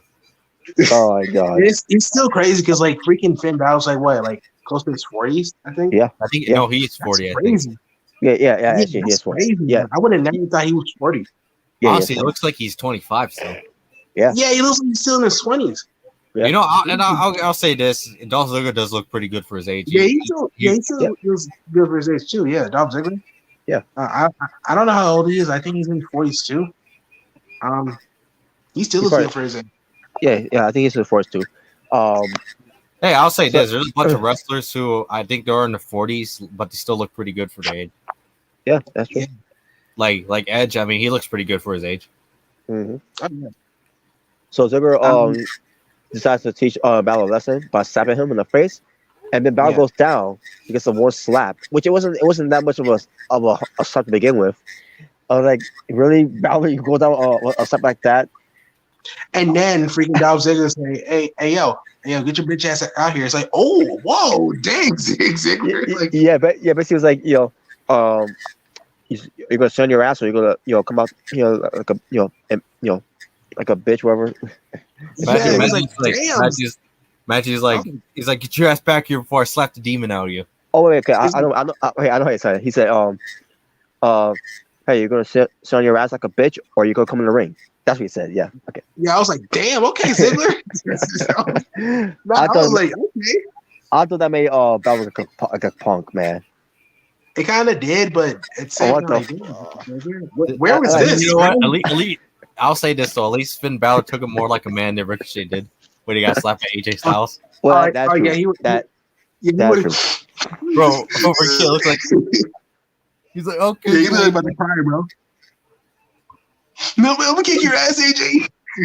You hurt my feelings. You said, man, we'll slap you back. Why are you ugly? AJ, you slapped me. You made me feel like Amber Heard. Oh no! Oh no! I wouldn't even do shit like that, man. Damn, no. So we get the match, right? Match is almost good. Yeah, the match. Yeah, I didn't see who won though because I had to do something. But, Finn Balor won, right? Oh, the finish. I thought the finish was terrible. So here's what happened. So wasn't it Rhea Ripley get involved? Yeah, she did. So, and I didn't mind that she got involved. It's how it was set up and how the camera position it was is what fucked it up for me. Because the match was going good. I was loving the match though. So the referee was distracted because Balor, I guess, maybe his knee was buckled in or basically a distraction, So Ziggler is going to go to super kick. That's his finisher now. Because the zigzag didn't work, the finisher didn't work, whatever finisher that he did didn't work. The zigzag. The zigzag too as well. So Ziggler's getting for the super kick, right? And Ziggler, he basically, you gotta see this. You have to see this. He's look at see if Ribben's gonna hit her. I mean, it's gonna hit him, and he's also checking to see if he's closer. He's getting a little closer. Is she gonna hit me yet? That was terrible. Terrible. So Ziggler was waiting for her to hit him. Yes, it was terrible. So pretty much they miscued and they botched. No. She hit him though. But the thing is, Ziggler was basically on TV. Sure, it's for us to see. Basically telling us, that's just gonna be the finish. Yeah. Oh yeah. So pretty much that ruined it for me. I couldn't think of a better finish. That kind of reminds me, because I remember, because I remember, Chavo, he, attacked, Eddie Guerrero, and you can hear Eddie Guerrero saying, slam me at the mat. I don't know if you remember that. But, no, I don't remember. I don't think I picked that up. I was, because I was into the story. That I didn't catch that at that time. Yeah, because I didn't catch it until a few years ago. It's like, oh yeah, he definitely, he told him to, slam him. Right. To both of them, yeah. He slammed his bitch ass. Wow. Oh, come on. Wow. All right, what's the next thing? Well, So they had to have one of the Judgment Day wins until we get to later on when the other Judgment Day has to lose, which we'll get to. But then we get to, so Sarah Schreiber is there. She interviews Aaliyah from SmackDown. It's called. Yeah. Hey, it's Robert's favorite wrestler. And I'm saying to Yeah, myself, it's and I'm his saying to crush. myself, wait a minute, why is she there? She's from SmackDown. And then I realized, okay, now I know why. Because she's from Toronto, Ontario, Canada, which we'll get to her match when we get to it. But I didn't she even was know there. she's from Canada. Yeah, I forgot that she was from Canada. I just I didn't even know that. Yeah, she's from Yeah, I Canada. Hey, should I just tell you how much I care about her? But Yeah, there's some hot Canadians out here, man. Freaking Natalia, Trish, Aaliyah. Goddamn, man. Oh Yeah. yeah, Aaliyah's hot, but I mean at the same time, she's hot. she's not a really good wrestler though. And no one cares. But which I'll get to. So she's talking about the tag team match that she's going to be with Raquel Rodriguez. Also, Control interrupts. Control your narrative. Well, So I'm trying to remember what Alia said. I don't think she really said much of it. But then Trish Stratus walks in, and basically you got a legend like Trish Stratus is trying to guide someone like Alia that no one gives a fuck about. Hey, come on. We gotta put over new talent, man. Come on. It was and we'll get to her match because she ends up challenging Bailey to a match. Yeah, she did. Yeah. And we'll get to that match too when we get to it. Okay. And then while Control's leaving, also we see Adam Pearce. He has a picture of Dexter Loomis. Wait, what? What the hell? Age for securities, right? Yo, we gotta track him down. Yo, if you see him, that's a picture of him. Also, so yeah, a picture of him, like to like show like what he looks like. It was so ridiculous. If you see Samuel Shaw, you gotta get him. Yes. but Samuel Shaw. But I know there's a pattern here. This always happens. When something like this happens, Control is always there.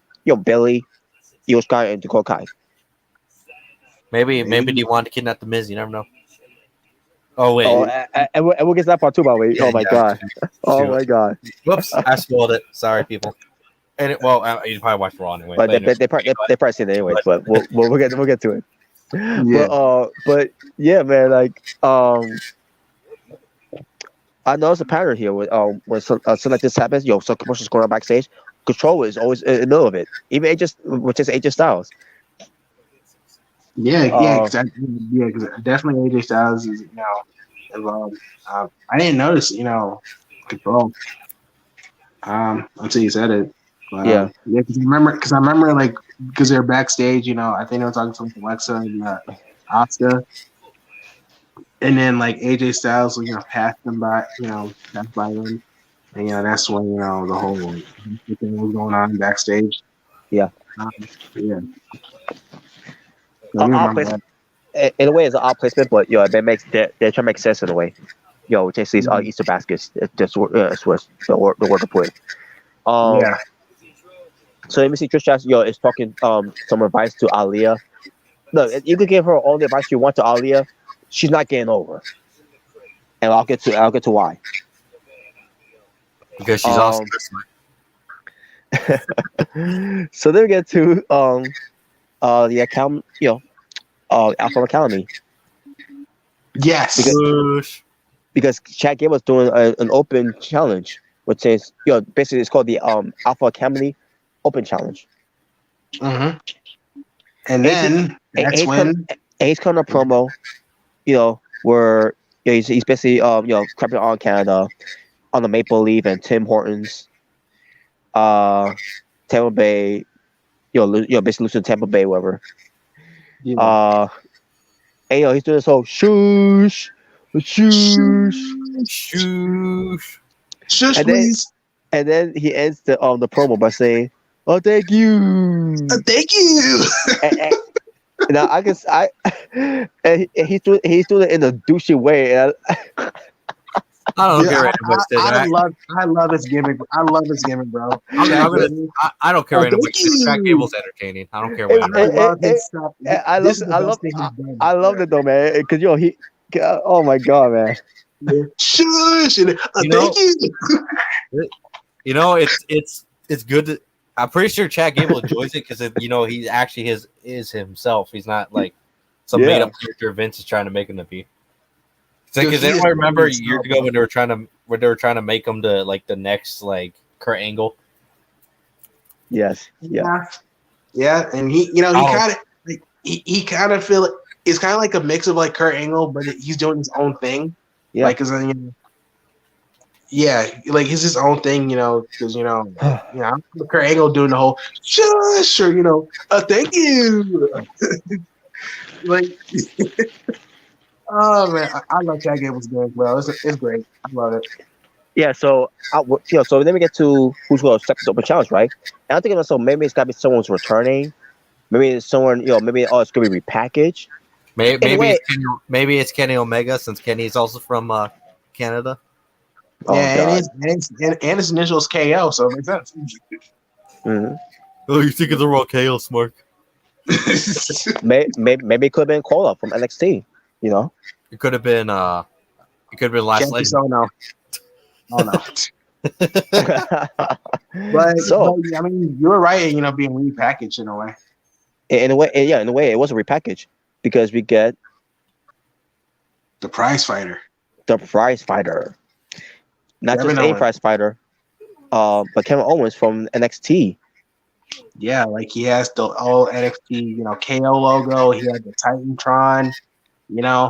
It was like, yes, this is old school. This is old school Kevin Owens. Yeah, you see it right here? Yeah, that's the old school Kevin Owens.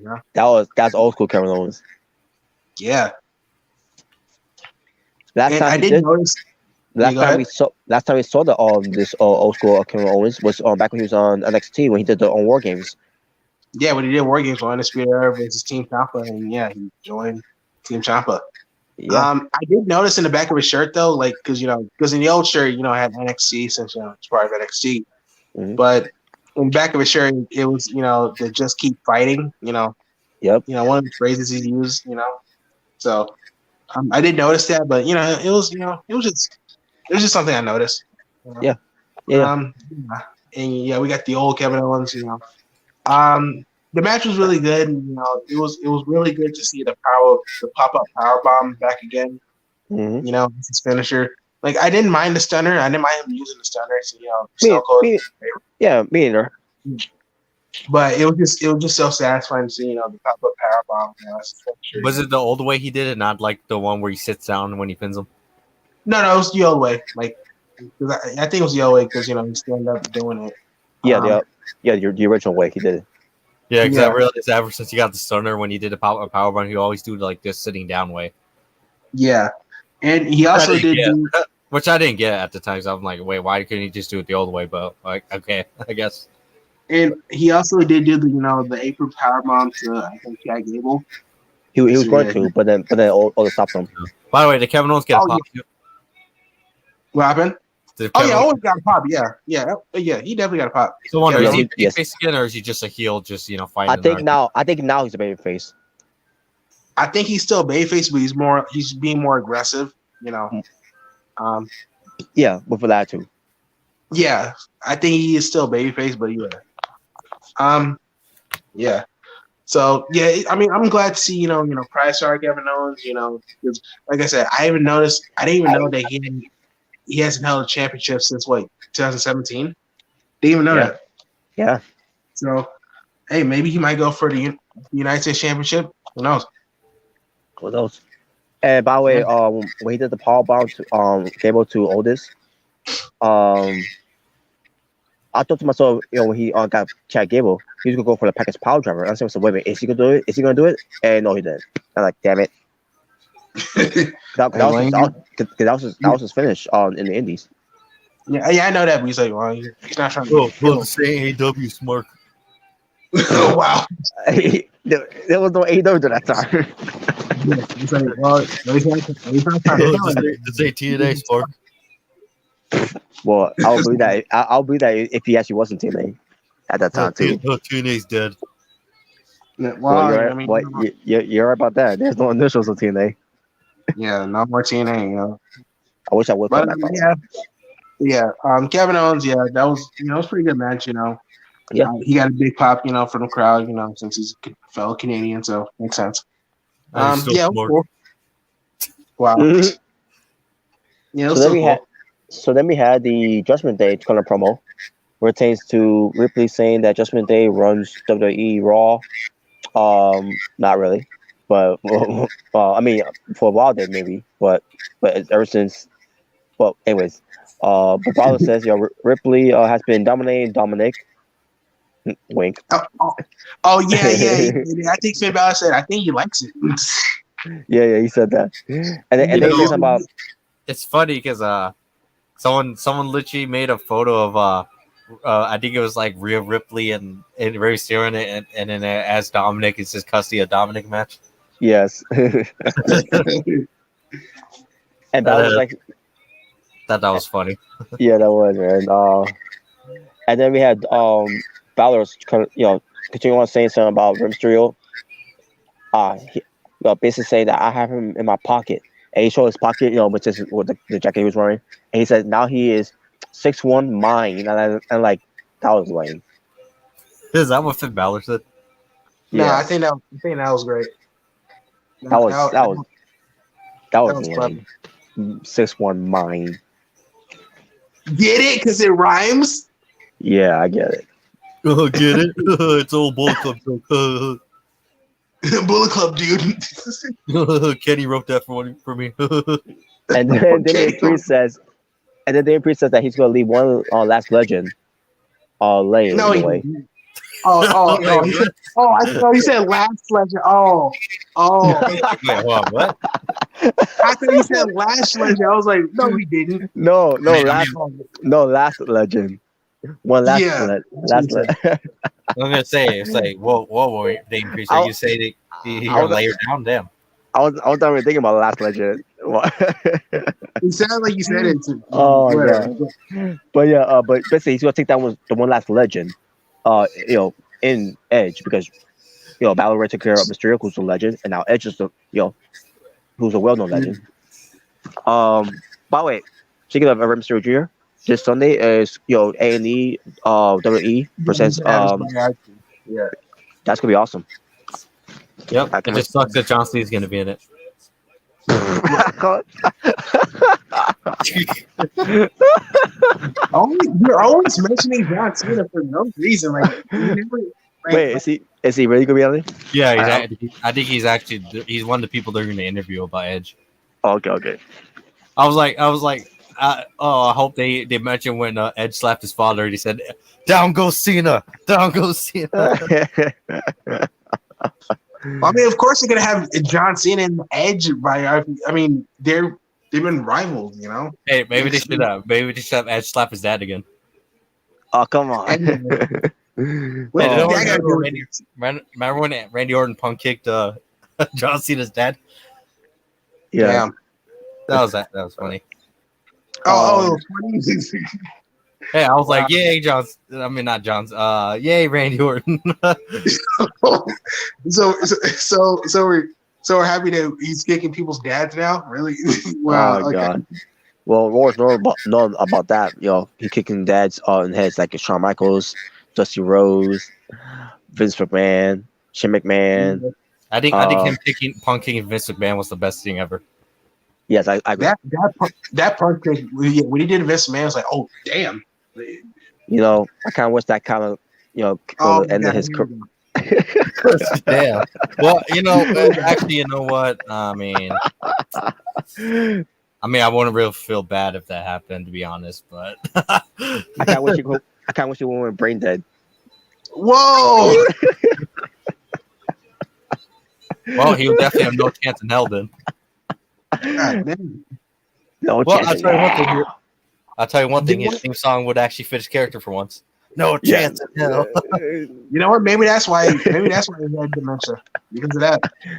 Oh man! But anyways, so Damian Priest continues on saying the match against Edge will be loud, because the crowd of his family and friends, and we're going to get the face by the way when we get to her. But yeah, but it's gonna be it's gonna be they're gonna see basically they're gonna see me be the one to finish you once and for all. And we're gonna bury you alive. and we'll get to that by the way. We're gonna bury you in a boneyard match. Yeah, Boneyard match versus Damian Priest. I wouldn't mind that. HBK Tokyo says Judgment Day is dead. I do agree. They are going to die. Not literally die, but no, not really, but yeah. but this is the character, I mean, the faction itself, yeah, it's going to die. Yeah. Judgment Day is pretty much a wannabe ministry, but they're not really doing it. Yeah, pretty much. Yeah. All right. So what's next then? So then we get to Aaliyah coming out, right? Oh, and wait, no reaction. Damn, not even in our hometown. And they mentioned, from Toronto, Ontario, Canada, we may have a little bit of pop, but other than that, it was not like a huge crowd pop that they were expecting for Sami Zayn or Kevin Owens or even to Natalya to a degree. I think Natalya got a bigger reaction. Bro, I'm gonna say this. Remember Hell in the Cell? This year, I'm pretty sure even Mustafa Ali had a bigger hometown reaction than Aaliyah. Yeah. Well, I didn't see that match. I didn't watch that match though. Jalen knows what I'm talking about though. Yeah, I know you're talking about. Yeah, when he's facing Theory, yeah, he had a better reaction than freaking Aaliyah did. Dude, I'm pretty sure. I'm pretty sure even John Moxley has a better reaction in his hometown. Oh yeah, definitely. Definitely. So yeah, Aaliyah is coming out there and all, Bro, I think even Jinder Mahal had a better reaction in his hometown from 2017. Who? Oh, Jinder Mahal. Yeah. When he was in Toronto and everyone was cheering him and everyone was booing Randy during that match. Yeah. Dude, Jinder Mahal had a better reaction than freaking Aaliyah. Damn. And they've been trying with Jinder Mahal for years. Yeah. Same thing with Aaliyah. Triple H have been trying with this girl for years since NXT, and she's still hasn't gotten over. Unless maybe five people cheering for her. I'll say this: I don't like Jinder Mahal, but at least he got a reaction, unlike Aaliyah. Dude, he at least got a reaction. And I said before a week ago, those piping, those crowds, chanting for Aaliyah at that time. I said to myself, those have got to be piped in chants. And sure enough, it's a being piped in chants because unless that's the type of reaction she gets every week. I haven't heard any of that since that piped in thing they did for her. Yeah. Yeah, man. She's not over. They tried with the whole thing with being Natalya in 317. Yeah. 317. Wherever that means. Yeah, because pretty much she beat Natalya in a few seconds. Was she trying to be Stone Cold? Yeah, that was pretty much what it was. That's what they're trying to do. And like I said myself, she ain't no Stone Cold. She's not even the man Becky Lynch. Dude, she's not even Rikishi. Yeah. Bro, she's not even the Young Bucks. Dude, she's not even Sheamus. Remember the whole 5 minutes, 15 seconds? You remember that? Oh man. She's not even that. She's not even Zack Ryder. No. Not even, bro. She's not even James Ellsworth. No. James Ellsworth. She's not even a Reggie. Like, get out of here. HBK Tokyo said here. Nia Jax will have a better reaction. Yeah. Even though I don't like most girls. Sadly true, because that's true.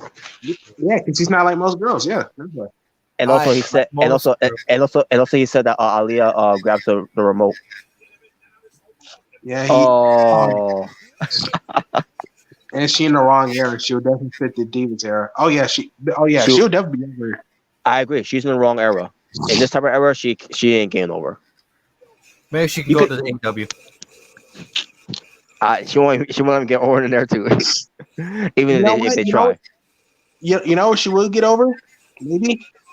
You ever heard of Lingerie Fighting Championship? Yeah. She would. I agree. She would get over that one.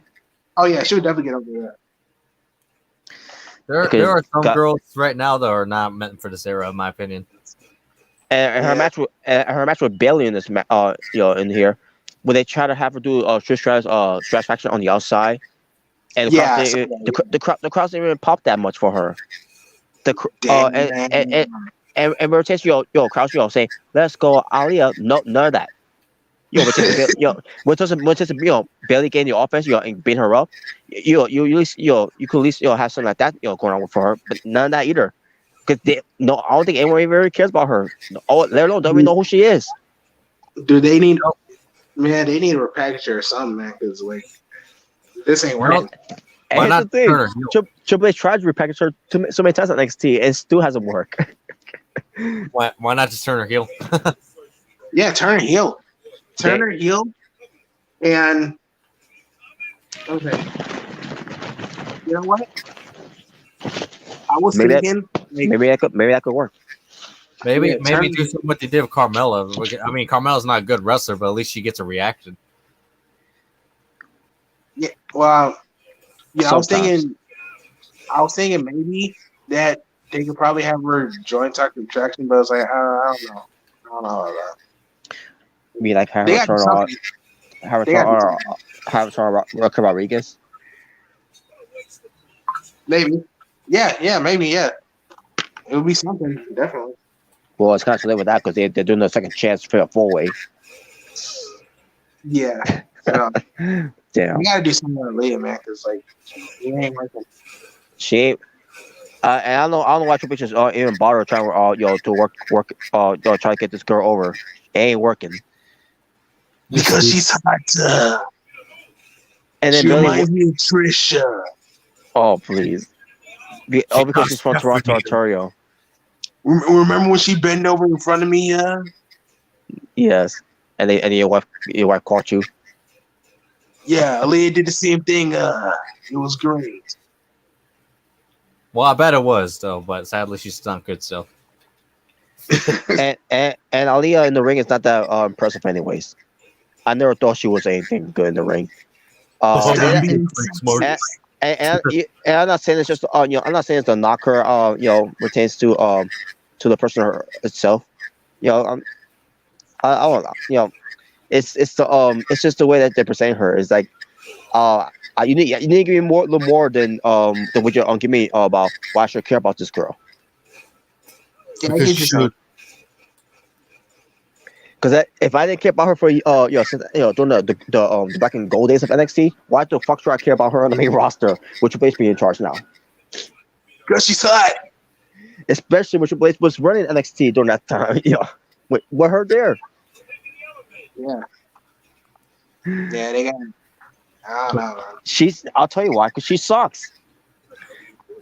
Come on, Robert. At least Athena gets a reaction. Yeah, that's because of her work rate. Oh my god. All right. What's the next thing?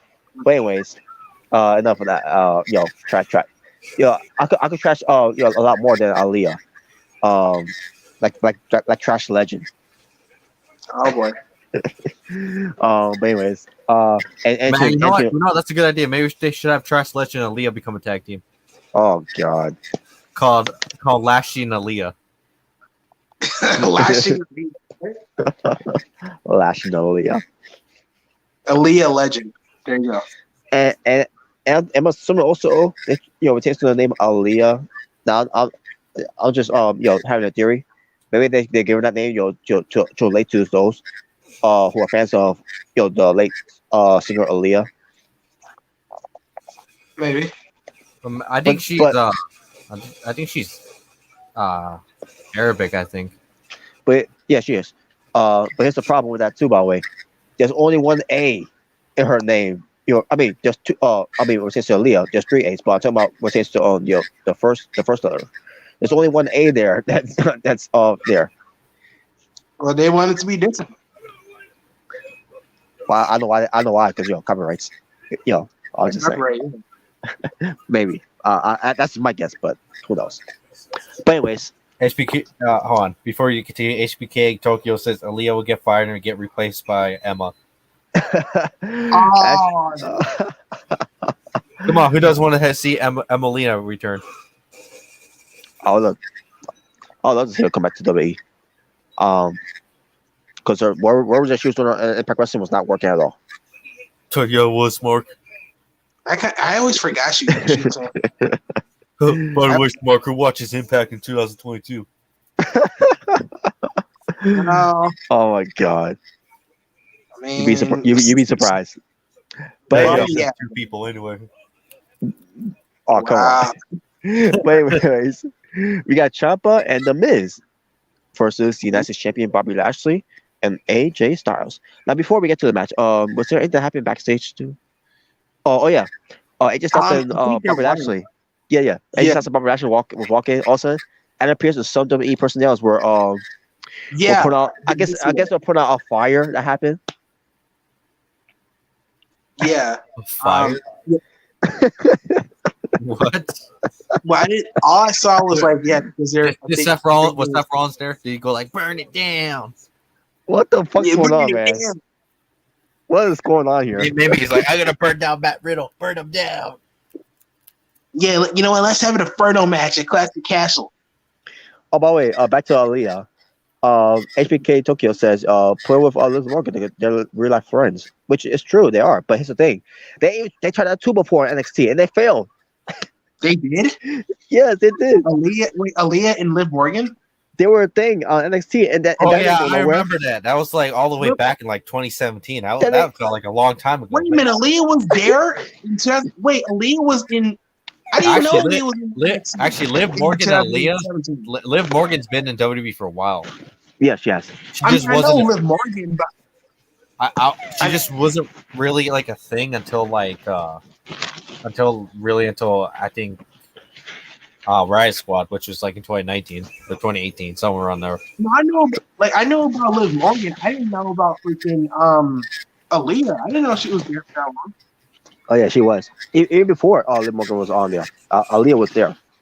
Even Yeah. What was man? I must have missed. She's probably a jobber or something because I missed out, man.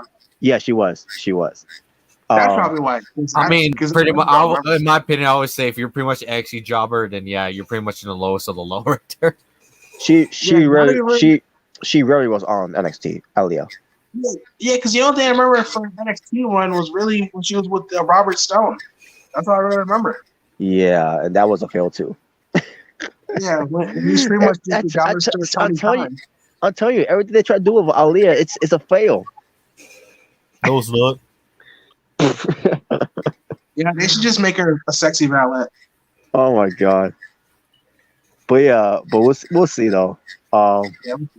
Oh yeah, she's been there since 2015. Tokyo HBK said. Since 2015. Wow. Damn. Wow. And I did not know she was there for that long. And you still suck.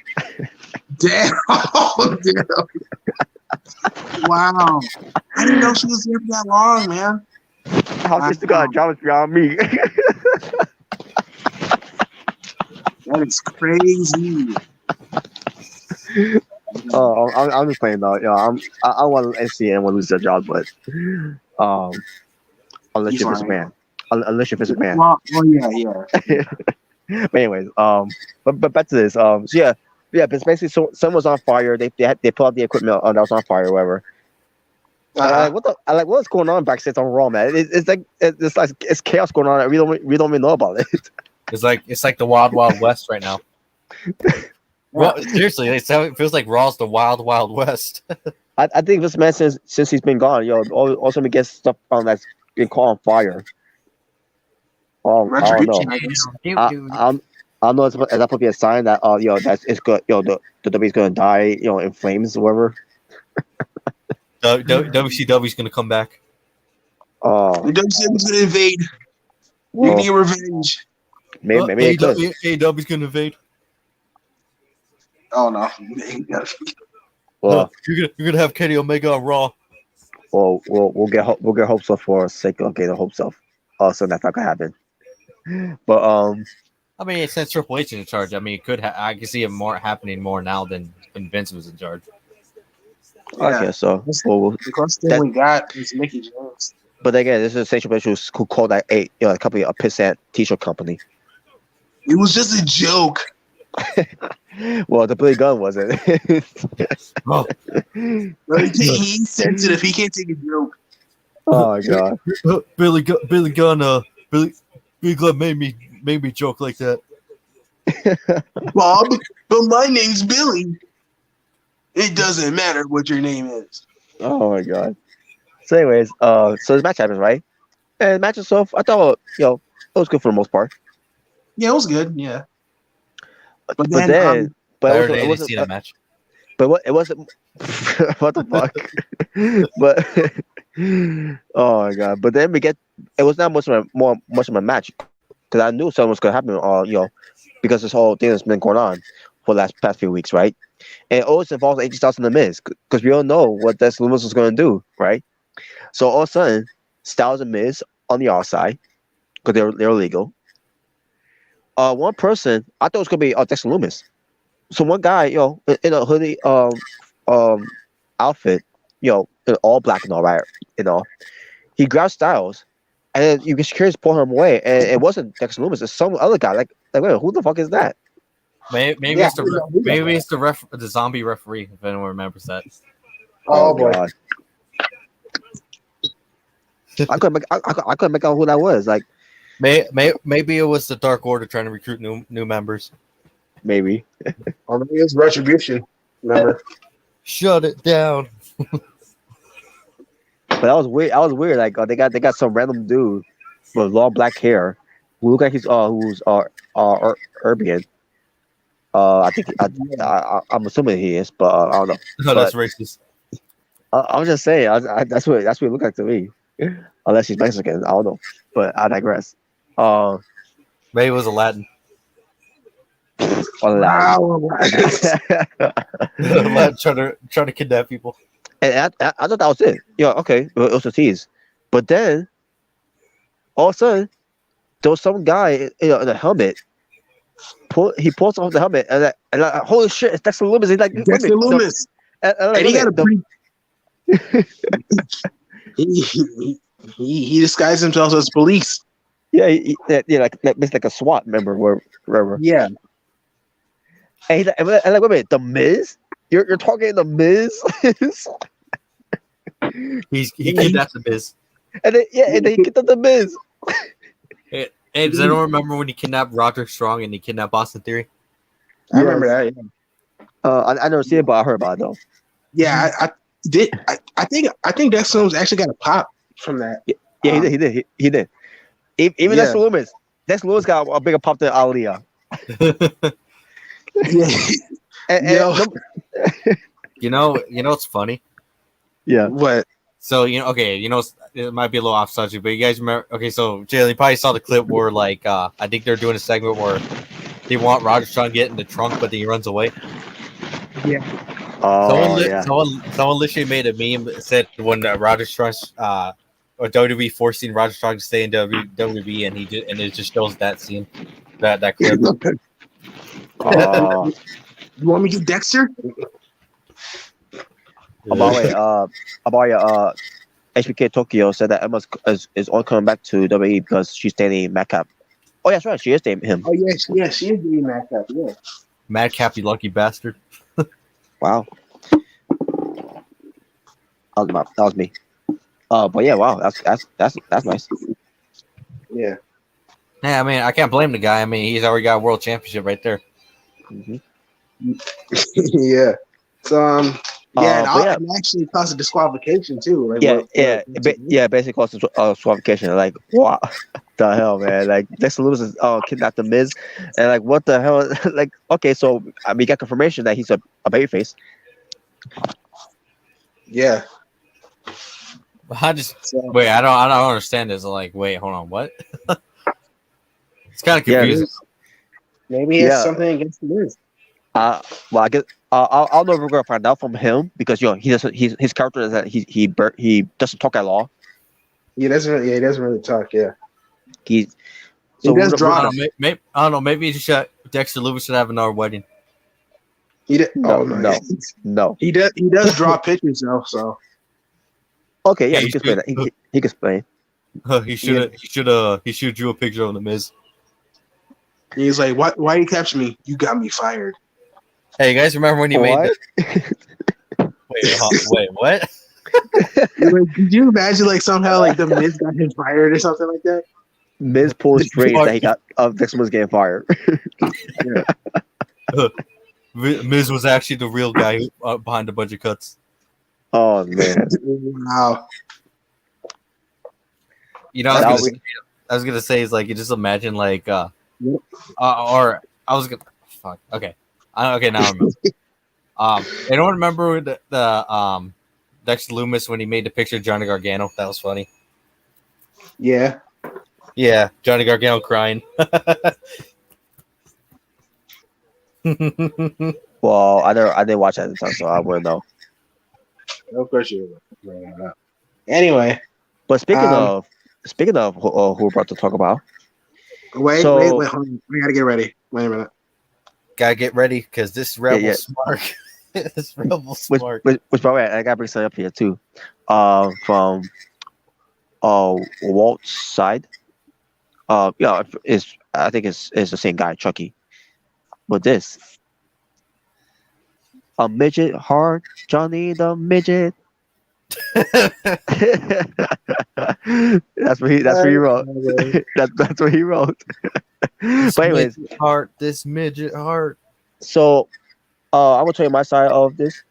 I'm sitting there after Raw coming back from commercial, right, and seeing a video package between Edge and the main Priest that's coming up, and the crowds are being shot at from the upper deck of the view and all. And then I heard the music. I didn't make it at first. And then all of a sudden, wait a minute. What the? I like don't not fucking tease me. Like don't. Oh, don't worry. It's just Last Legend coming out with Johnny Gargano's theme. Oh, could you imagine that? Oh, that would really make Robert hate that. Like you call her up? Are you serious? You call her up and then you have her come out to Johnny Gargano's theme song. It's like, I'm sorry, were you expecting someone else? It's me, Frankie. But yeah, but hearing that theme, the Rebel Heart theme, I'm like, holy shit, it was awesome, man. And then he came out, and then and I started marking out like, oh shit, it's Johnny Gargano. I was like, oh shit, I better turn off my TV. Oh my god! Now it's funny because I was actually doing something for my grandma, and as I was doing it, I was like, I heard familiar music. It's like, wait a minute. I was going back. It's like, wait a minute, Johnny Gargano was what? Wait a minute. What the hell? Like, all I see is the Titantron, and I see Johnny Gargano coming out. They're like, what the hell? And I was like, yo. You know what would have happened? Imagine if he was like, I'm joining the Maximum Male Models.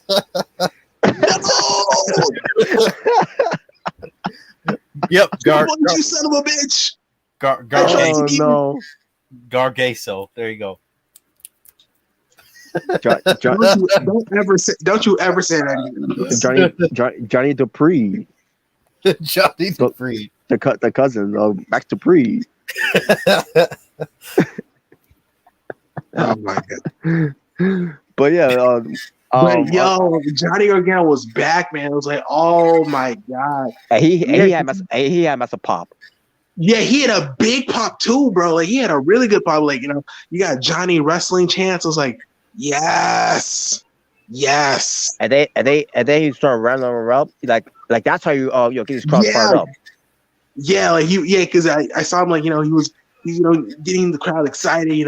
Come on. Yeah, what's funny? Okay, so you want to know what's funny? Since Johnny Gargano returned, he got these anti-smarks on Twitter saying, "Oh my God, Daniel Bryan Jr. returned." Oh, who cares? Who cares? I don't care. This is why I don't go to Twitter. Daniel Bryan Jr. Well, I always thought from being the next Daniel Bryan when it comes main roster. Pertains to your popularity and all. Not pertains to because they're similar and all. Yeah. Someone legit said, "Oh, they're the same height, so they're automatically bad." I'm like, what? What? Was that even who cares? I don't know. I'm just saying, like, what's that even supposed to mean? What the? All I know is my boy was back, and I was happy, man. It was so good to hear that theme song again, man. Seeing the logo. Man, I was just like, if Oh. only I had my Johnny Gargano T-shirt on. I was like, oh, that would have been perfect, man. Oh yeah, I bet smelly. Whoa, whoa! Don't try me, man. Don't try me. And I'm thinking to myself, watching this, I'm like, you know what? I'm glad he chose to go back to WWE, especially with Triple H in charge now. Because AEW would not be the same, if he wasn't allowed to have any type of, a Rebel Heart team, which Yeah, man, it wouldn't be the same. which I know they can't do it because it's WWE copyrights and all, Yeah. No, they probably would have made him join the Jericho Appreciation Society. Oh my God. No, Yeah, exactly. Johnny No. Jericho. Now you really want me to turn him at this point. Johnny Jericho. Oh my God. It'll be Johnny Sports Entertainer.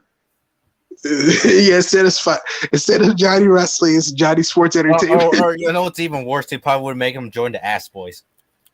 Oh Johnny, no, Johnny Gunn. Johnny No. Ass. Word, Johnny Ass. Oh no, I didn't want to think about that. Or what's But, worse, yeah. they probably would have made him join the Dark Order. Johnny Dark Order. Oh, get this Um, from HBK to Tokyo. Anti-Smart said Johnny Gargano sucks. He's not going to he's not going to draw in casual his fans, only neck beers. Oh my God, yeah, it's just you know what? Like I said, this is why I don't go to Twitter. This is why I don't do that. I'm watching it. I like it, man. That got me hyped, bro. I was like, yes. And the Anti-Smarts will be proven wrong. Yeah. Yeah. Apparently, according to them, Goldberg's best for business. Like, get the fuck out of here. Jeez. No, just imagine it was Goldberg coming out and Johnny Gargano's theme song.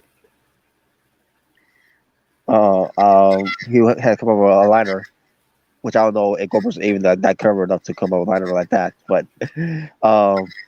just imagine it was like MGF or MJF, yeah. Bro, MGF would get mega heel heat if he did that. But man, so let's get to what he said. He said, "I miss you guys so much."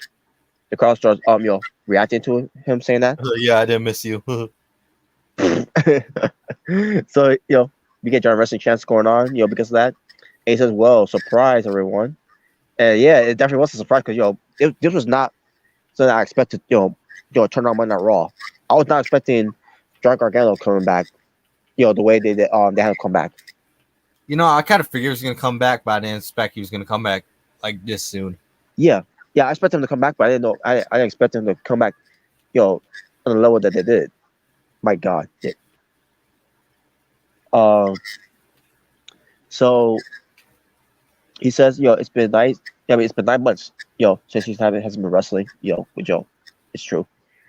And it talks about how, he thanks them for reminding him who he is, that he is Johnny Gargano.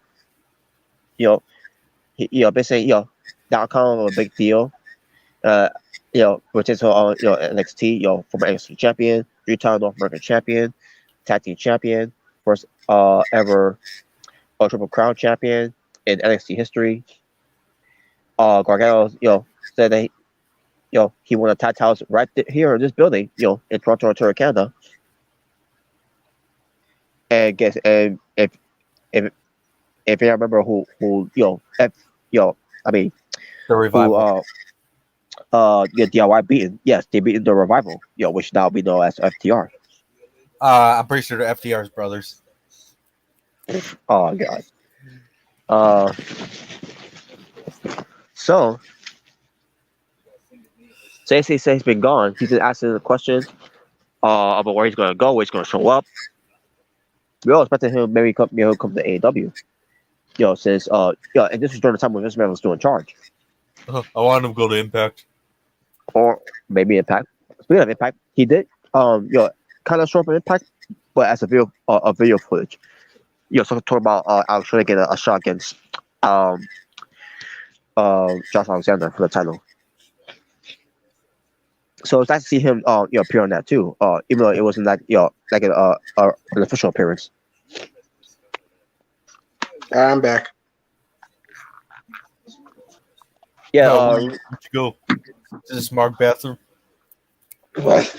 Smart bath. And he talks about six month old baby, Johnny, Yeah. baby wrestling, Yeah. and talk about he wants he came back to WWE because he has basically a big dream to make the big dream from impossible to possible, whatever. I Say that mean, he Yeah. hey Johnny. I mean, you can go from going from Johnny Takeover to Johnny WrestleMania. yeah Yeah. Yeah, because he said, he wants to be a future Intercontinental champion, future United States champion, future WWE champion. He wants to wrestle at WrestleMania. You know, he said he wants to do these things, and I was like, yes, and yes, yes, yes. he's like, what type of father would he be if he didn't teach his son you know you know that even the big the big the biggest most impossible dreams can come true. Yeah, man.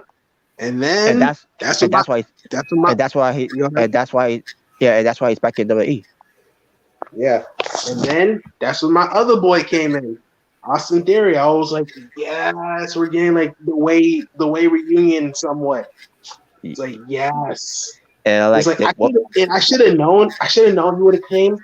Mm-hmm. Because it makes so much sense. It was like yes. And then Johnny Organo, he sees him. Was like, hey, what's up, man? It's been a while, man. Yeah. Yeah. Yeah. And all I could think of when I saw us in these two in the ring, I'm like, well, that's your few of the year. Yep. So yeah, like Austin Theory is like, yo, what's up, man? It's been 9 months. A lot has changed in 9 months. I was the youngest United States champion. I became Mr. Money in the Bank. He He, wrestled he wrestled WrestleMania. oh yeah, he also wrestled. He also, was at WrestleMania. Like he's making it, man. And I forgot what he said to Johnny Gargano, but like, pretty much that kind of got Johnny Gargano upset. But like, he's like, but you know what? Like, for old time's sake, let's do the high five, man. And Johnny Gargano was like playing like he's gonna do it. he was I playing knew like I knew he wasn't gonna do it though. yeah, he was playing like he was gonna do the high, the old high five they were doing in NXT.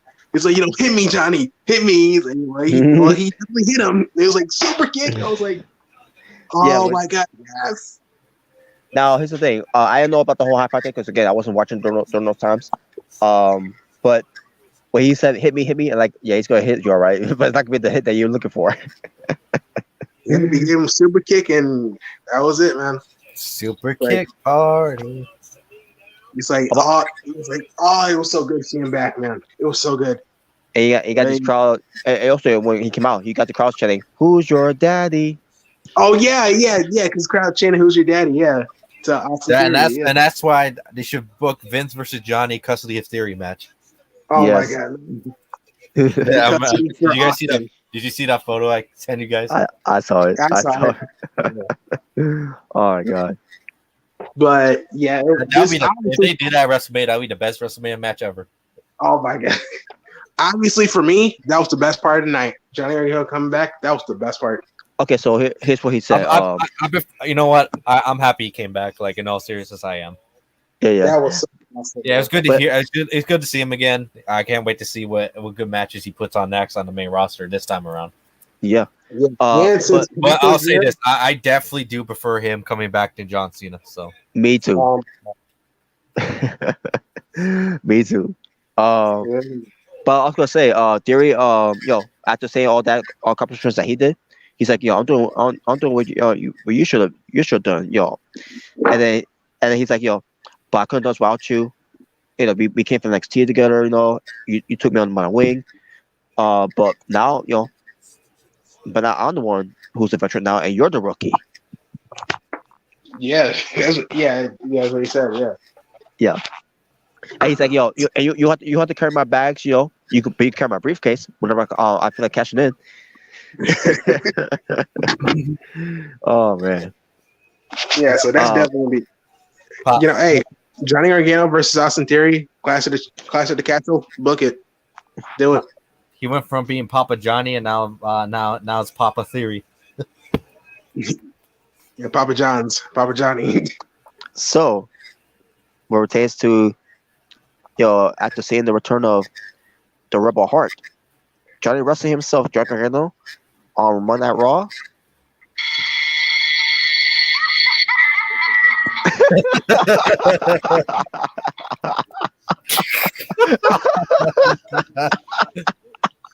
Wow. Okay.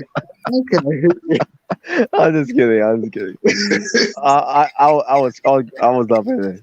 I was loving on that he came back. It was I'll say this for me.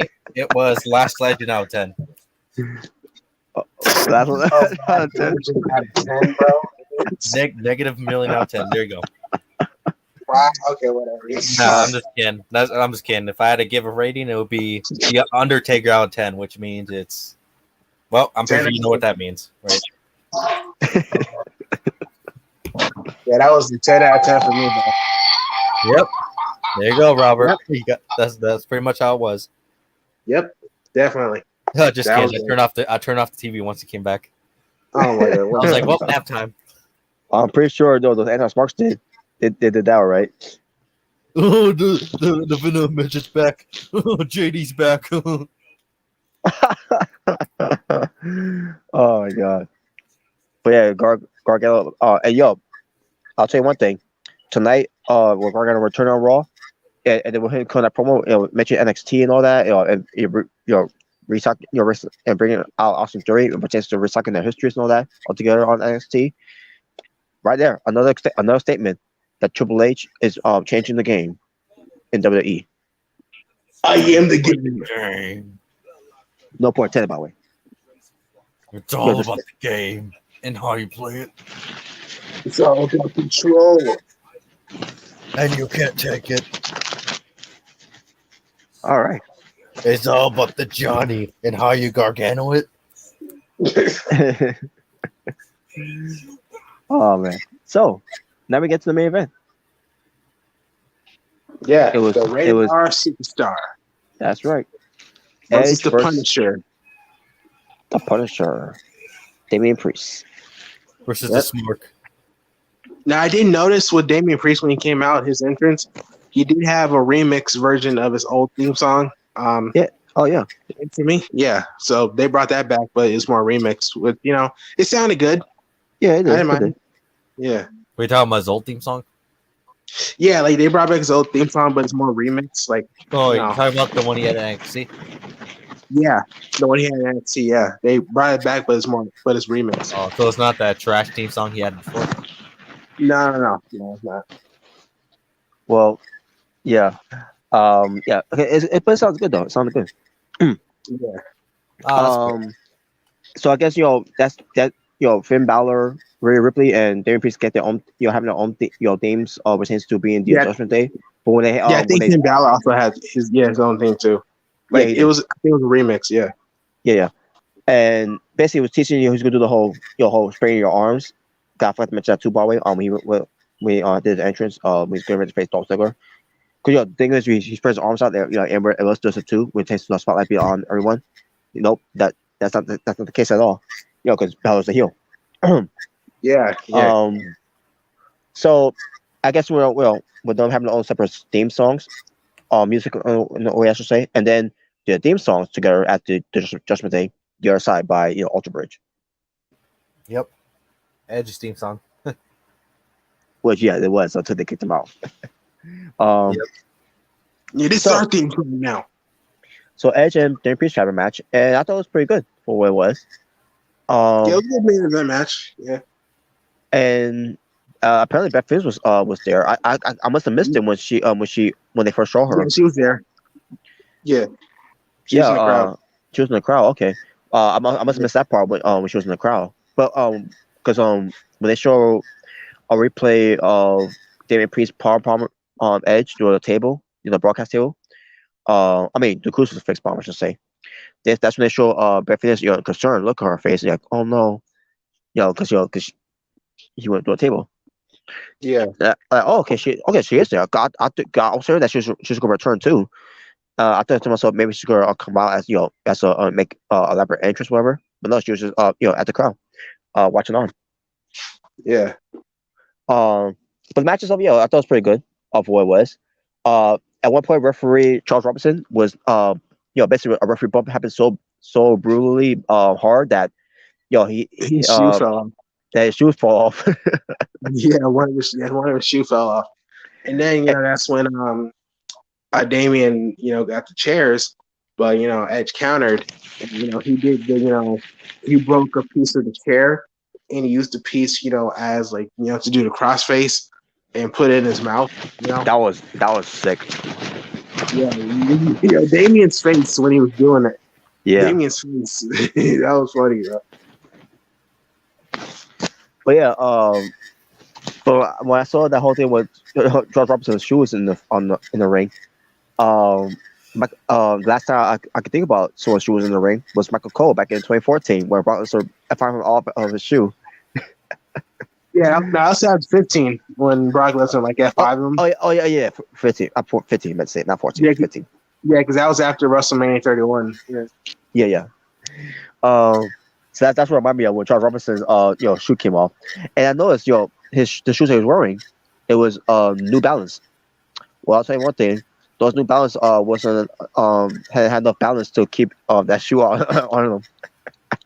them. To be honest with you, but no. So it wasn't very much of a New Balance there.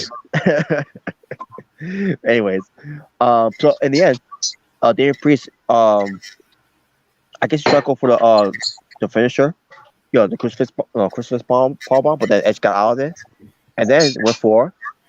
I never thought to see this foul out of Edge. He did a Canadian Destroyer.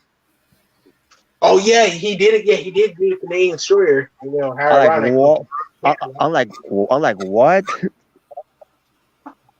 Yep, he did a Canadian Destroyer in Canada. How poetic! And he's Canadian. A Canadian doing the Canadian Destroyer in Canada. Wow. He did the Smart Destroyer. The Smart Destroyer. Wow. Yeah, I did not expect that from Edge. Not me either. And then he does a spear and got the win. Yep. Oh, he cheated. Well, technically he kind of did, but the weapons were involved. Did, yeah. Wasn't involved, but who cares? But the point is, I knew coming in there, Edge was not going to lose. Coming to his hometown, he's not Natalia, where he's going to lose. In his hometown. Come on. Yeah. Or Aliyah, by the way. Aliyah too. Oh yeah. By the way, I got mentioned to her too. After she lost, and they show, after she lost, she was, basically because she was crying. Like, well, wham, boo hoo hoo. You lost your hometown. Big fucking deal. Oh, wow. Join the club where Natalia's at. You know what? Smart, they should have last and beat you in Brooklyn. Well, because of trash talking, she probably would. But then again, she's got to do some scripted promos. But I digress. But anyways, but after the match, Edge was going to destroy Damian Priest, right? All of a sudden, Rhea Ripley, I think she was under the ring. I'm assuming she was under the ring, and she basically stops Edge for the concerto to Damian Priest, and then Finn Balor comes out of nowhere, couldn't graw him, and they was going to take Edge out with the concerto. But then I hear commotions going on from the crowds. I said, "So wait, somebody coming out? Who's coming out?" It was not from the entranceway though. It was from the crowd. It's Beth Phoenix. She was there to defend her man. And back away the Judgment Day, and they back away. And the crowds were popping big for that too. By the way, they were popping big that Beth Phoenix got involved. It was crazy. Yeah. And then they show up with the air. Yeah. Beth Phoenix defend her man, And so possibly we may have a mixed match. How's that? That's big. Yeah. Now, I don't know if this might lead to Magic Clash at Castle. I don't know. That's a will. Maybe not. I don't know. But yeah, Beth Phoenix involved. That might be something interesting. Since Rhea Ripley's always getting away with beating up the guys, so might as well bring in a lady. Yep. By the way, HBK Tokyo said this man got home pissed. He broke his TV seeing Gargano on Raw. Oh, what the hell! I thought I fired up an element. It's like I thought we got rid of Daniel Bryan. Oh, he probably would say that. Why is that JD for New York guy on my TV? Oh my God! No, It's not like JD. It doesn't. I don't even know where that came from when that first started. Yeah, America's Rem started saying that. It's like he doesn't have like. Why is he on Raw? Why is he not on Dynamite? Get him on my TV. Well, really? Well, you're not charging more, Vince. Yeah. Why is it not on GCW? Oh, well, let's be honest. No one wants to be on that show. Maybe Aaliyah could get over on that show. Oh. She could be all over. She could be all over the place. Like she had that. Like she did when she had that fake blood on NXT book one time. Don't do that to Leah, man. Come on. No, she doesn't deserve to be with Meth Head Cage. Yeah. But I'll tell you one thing. If they do decide to turn Liv Morgan heel, pertains to this whole thing going on, where fans are sorry her for being champion after SummerSlam. Have her turn heel, and why I turn Aaliyah heel too, and then try to do something with that. Maybe it'll work this time. Yeah, maybe yeah. Have him beat up Johnny Gargano. No. Yeah, there you go. No. What idea is that? And he's actually gave a reaction. This time. Yeah, a bad one for me because I was like, no, get the hell out of here. There you go, Johnny Gargano versus Liv Morgan now, SmackDown Women's Championship. Well, could be worse. Could be worse. You could have Lash Legend do it. Oh no! You know what's pretty gaily beat up Johnny Gargano. No. Hey, let's have Grayson Waller beat up Johnny Gargano again. Oh my God! Nah, Johnny, he need to get his payback, bro. You need that. Yeah, I think they will. Eventually, if he does get that call up. Yeah, maybe, yeah. All right, but all I can say is, rotation Raw itself tonight was a good show. Minus some things that that to me wasn't doing it for me, like Aaliyah being on there because she's from Toronto, even though she's supposed to be on SmackDown.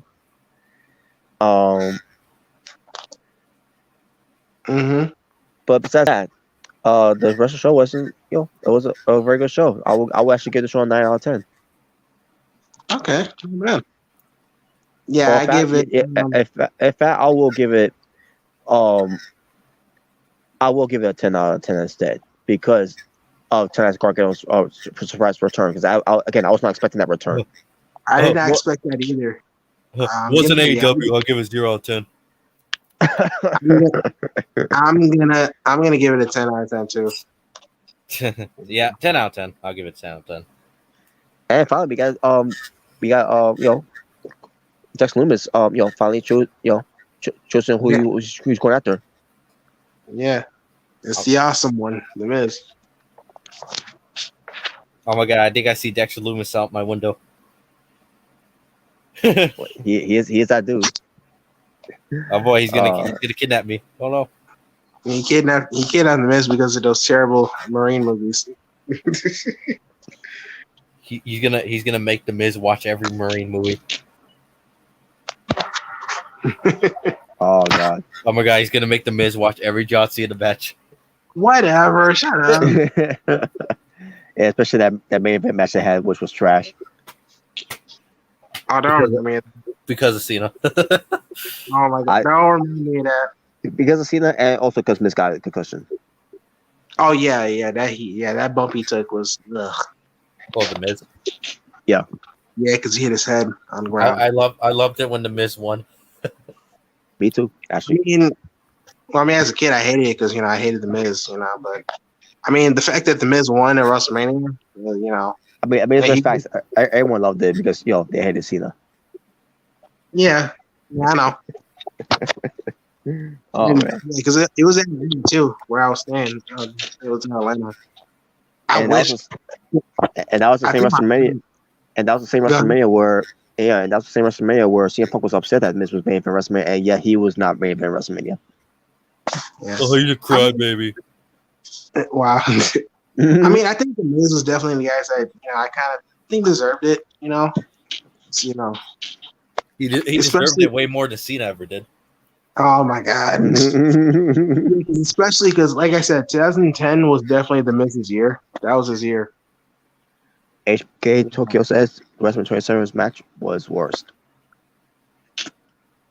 Yeah, WrestleMania 27. Wait, what WrestleMania 27 match? Was he talking about Cena versus Miz? Yeah, we were talking about that. Yeah. Okay. Yeah, WrestleMania 27 as a whole wasn't that good. I'll tell you one thing that was the worst match, but the one that the one that match I can top with the worst match in WrestleMania was WrestleMania 29. But then after that was WrestleMania 33 with Reigns and Triple H. Holy shit! I would argue. Honestly, I would argue that I think it was WrestleMania 34. Not Triple H. Roman Reigns versus Brock Lesnar was pretty bad. Come on, you didn't like the spamming of the spear in the F5s? Come on, that was great. Oh yeah. I'm sorry. I meant to say 32. I think. Right? I don't know. At least to me, I would argue that match was kind of worse. But that was great, man. Y'all don't know nutrition. Wait, what? Oh yeah. Yeah, actually, I did meant 32. Because 32 was Triple H and Roman Reigns. Okay. 33 was another one I hated. Not Triple H. Why I keep thinking Triple H? Roman Reigns versus Undertaker. Yeah, that was terrible too. Dude, I swear, it felt like 3 WrestleManias in a row. It just had the worst main events of all time. Fun fact: that actually, when Roman Reigns actually beat Undertaker, that actually made my brother cry. Well, I hated that. I was a big Roman hater back there. I hated that. Now that match actually really made me start hating Roman Reigns. That's what actually really. Bro, I went a whole rant. I was like, "Yeah, fuck this." I was like, legit saying, "Yeah, fuck this long-haired, sweaty." Fucking steroid using, fucked up, bitch. Fuck him. That's what I legit was saying. Yeah, I was in the hate train because when he beat Undertaker, that's what really made me, Yeah, because I was still on the side. Well, before it turned out, I'm gonna say this. Like before it turned out, Braun Strowman was a big piece of shit. I actually did love it when Braun Strowman beat up Roman Reigns at the time. Yeah, because I was still on Roman's side when before the whole Undertaker match. But ever since he beat Undertaker, it's like, yeah, nah, this ain't it. Nah. But I mean, if he beat Cena on the other hand, that would have been better. But oh my god, it would been the greatest WrestleMania main event of all time. Roman Reigns beat Cena. Oh my god. During that time, I didn't care. When they first did the Reigns and Cena match, I didn't care for either of those two. I remember. Was it No Mercy? They had that match. Yeah, it was No Mercy. Yeah. Yeah, I remember both. I was pro John Cena. I remember I was pro none of them at the time because I was like, oh, fuck them both. Yeah, nobody cares. No one cares about no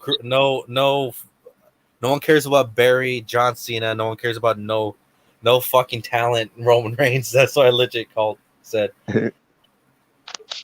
Smart. Yeah, I always start caring about who I want to choose sides with. Since last year when Cena returned, and then seeing his performance against Roman Reigns at SummerSlam, I'm like, yeah, Roman Reigns kick his ass. Wow. Roman Reigns beat the shit out of him, bro.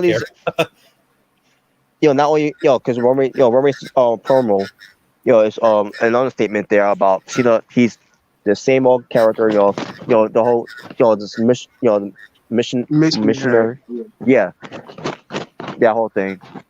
And then, I mean, he was speaking facts. I mean, what could I say? Yeah, he was. It wasn't. And then Well, Cena's, at least Roman became the tribal chief. What did Cena become? Oh yeah, nothing.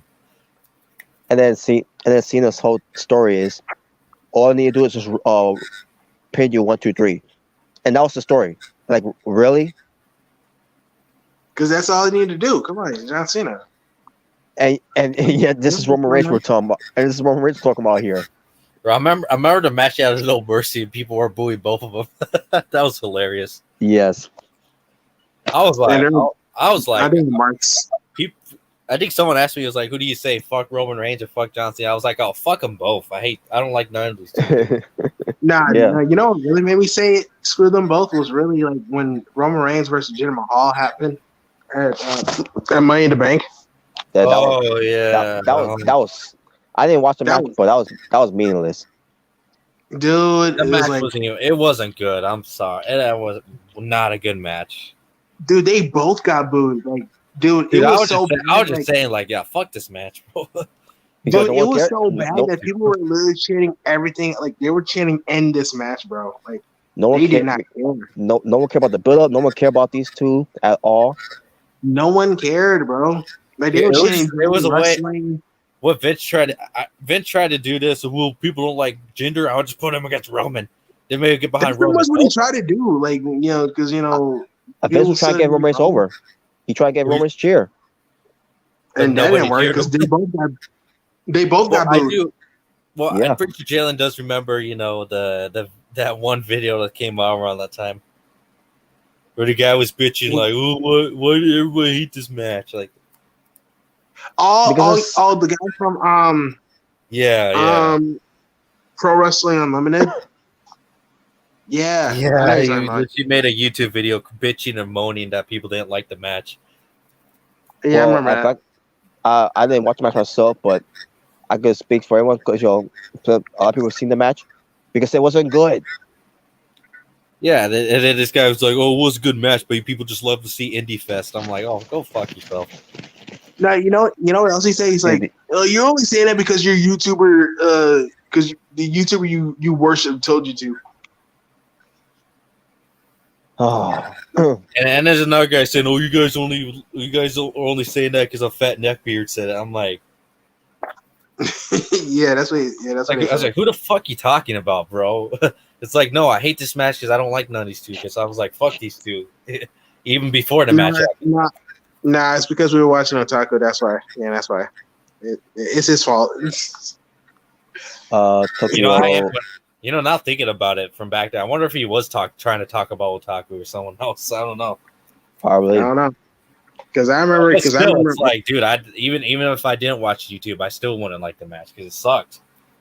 Yeah, because before I met you guys, like I would see a lot of memes of like, I always see a lot of pictures of Wrestling Otaku, and I didn't know who he was, but I always saw him as like the default like smart, pretty much. Mm-hmm. Like how like they show like the fat guy from South Park. Mm-hmm. That's pretty much what they're doing. That was pretty much what they're doing with Otaku. Well, I didn't see. It's just people being assholes. Yeah, it's kind of funny when some of these guys were also fat fucks and they had neck beards as well, but they're trying to call other guys fat fucks and neck beards. Yeah. I mean, it's just hypocritical. It's ironic. I'm like, wait a minute, a fat fuck and a neck beard trying to call another guy a fat fuck and a neck beard. like really, bro? Yeah. But Raw SmackDown was really good. Mm-hmm. Yeah. I didn't watch SmackDown, but I did watch a little bit of Raw, and it was pretty good. HBK Tokyo said that they ruined AJ Styles versus Nakamura, which they did. Yeah, I agree. Just for Brock Lesnar and Roman Reigns. Don't remind me of that match. Oh my! Don't remind that Nakamura Styles match. I agree. They did. It was. I doubt I would never ever see the day when I would watch an AJ Styles or even a Shinsuke Nakamura match and say it was a god awful match. I wouldn't say it was god awful. It was kind of underwhelming. It was pretty bad. I'm like, underwhelming was a good word because they could have done a lot more in this match, but they didn't want them to do a lot more because they didn't want them to to overshadow Lesnar and Reigns. And even when you watch Lesnar and Reigns, that match was not good either because look, because I had to look at it, because I refused to watch it at the time because what they did was Nakamura having to turn the heel after he lost there. Yeah, Now, yeah, I didn't mind, I didn't mind, I didn't mind Nakamura losing. But the match was underwhelming. And then make it worse that Nakamura lost, and then making it way more worse than Nakamura turned heel. And then Yeah, which became probably one of the worst gimmicks of all time, being obsessed with another man's nuts. yeah, yeah, and do a lot of silly stuff after that match was over. And I was ready for stuff earlier on that night. After Asuka lost her undefeated streak to Charlotte. Oh yeah, don't remind me of that either. Oh my. And that's the main reason why I started hating Charlotte. Okay, I'll say that I might like my Queen Charlotte, but oh my gosh, I hated that match so much because Asuka lost. Like I hated it, the ending. Like, oh, come on, Robert. You didn't like, Shinsuke saying sorry, no speak English. I like that. I liked it that. I mean, if he was making it work, and then I would be entertaining. I mean, yeah, it was entertaining for me, as long as he wins at the end, which he didn't. Yeah, but he always would. He always punch AJ Styles in the balls, though. He always do that. But besides the whole John Cena, that's whatever. But once we got to the main event, I refused to watch the main event or even pay attention to the main event. But then I watched it, after talking to Roman Reigns, going through leukemia. Maybe months after he got the leukemia, I decided to watch back the match of WrestleMania 2, and I said to myself, okay, let me see why people hate this match, and I see why. The booking sucked. No, the booking was great. It's one of those things where you watch it and it's like, okay, this has got to be one of the worst main events I've ever seen. This is bad. Like, what the fuck were you thinking, Vince? You know what? No wonder freaking Brock Lesnar threw the championship at him. You remember that? Yeah, he threw the championship at him. Where even Brock Lesnar's pissed at this and thinks this is terrible. Yeah, because he threw the championship at his face and Bruce was like, I mean, I can't blame him because what the hell was that? And this one referee, you gotta love this part if you've seen it. This one referee wanted the clap, but he didn't clap. He almost did. The referee. Yes. Yeah, that was funny. I gotta see that part again. Now, it's kind of funny when Seth Rollins was also just randomly there. Yeah, he was there. He was. Yeah, Seth Rollins was there too. Yeah. Now, what would happen if that referee would have clapped? He would have been the only one. Oh yeah, freaking Nia Jax got bullied by Alexa. You remember that? Oh god. Oh yeah, fat shaming Alexa. Not fat shaming Alexa. Fat shaming Nia, right? Yeah. And I remember the promo after Raw, when Alexa Bliss came out, she was talking trash and it was Nia just shut up, Alexa. That was terrible. I don't know why that was so funny. It was she's shut up, Alexa. I don't remember when Nia Jax went my hole. Oh yeah. Yeah, that was great. My hole. It's whoa, okay. I was because I was watching. I was watching during those times. Because I didn't care to watch, but all I hear is people say, Nia Jax, saying my hole on TV, huh? It was great, Robert. You missed out. So once I seen that, and then she was my whole all what she thought about saying something like that. I don't get it. I don't understand, but she funny. But she got viral though, because of that. She got it over, even though it wasn't supposed to get over. Yeah, that was funny though. Yeah. All right. Anything else, or? So, I think we should save the fun topics for another time. There's something I want to bring up. Charlotte Flair. Speaking of which, I did watch I did watch Charlotte Flair on the Broken Skull section with Stone Cold Steve Austin. Okay. Not much really to say about there. Other than she talks about how she started and her growing up, and which is to Ric Flair being a wrestler and all, and with her going to school and everything, and then her training to be a wrestler, and her talk about her late brother, Reed Flair. Oh yeah, yeah, I do know about that. Yeah. And that's just about with Sasha Banks, Bailey, Becky Lynch, but the whole thing would they'll be the four horsewomen in WWE NXT. Mm-hmm. Basically her NXT run, her main roster run. Just about the situation with Sasha Banks and Naomi, she didn't really want to say much of it because it's not her business, and it's really their uh you know their thoughts about what they want wanted to share, whatever. Basically, she should be professional of it. Say she wasn't there, so she can't speak for them, or they can speak out about it, about what happened. And then Okay. we get to a part where she talks about with Stone Cold brought up the whole thing of the swatting the belts, right? Oh yeah. So, and they show a footage of this too, by the way. So before they show the footage, they basically Charlotte said, she never went off script, and she's not the type of person to go off script and all that. And basically, the whole thing with her dropping the belt, she said it was an accident. Yes.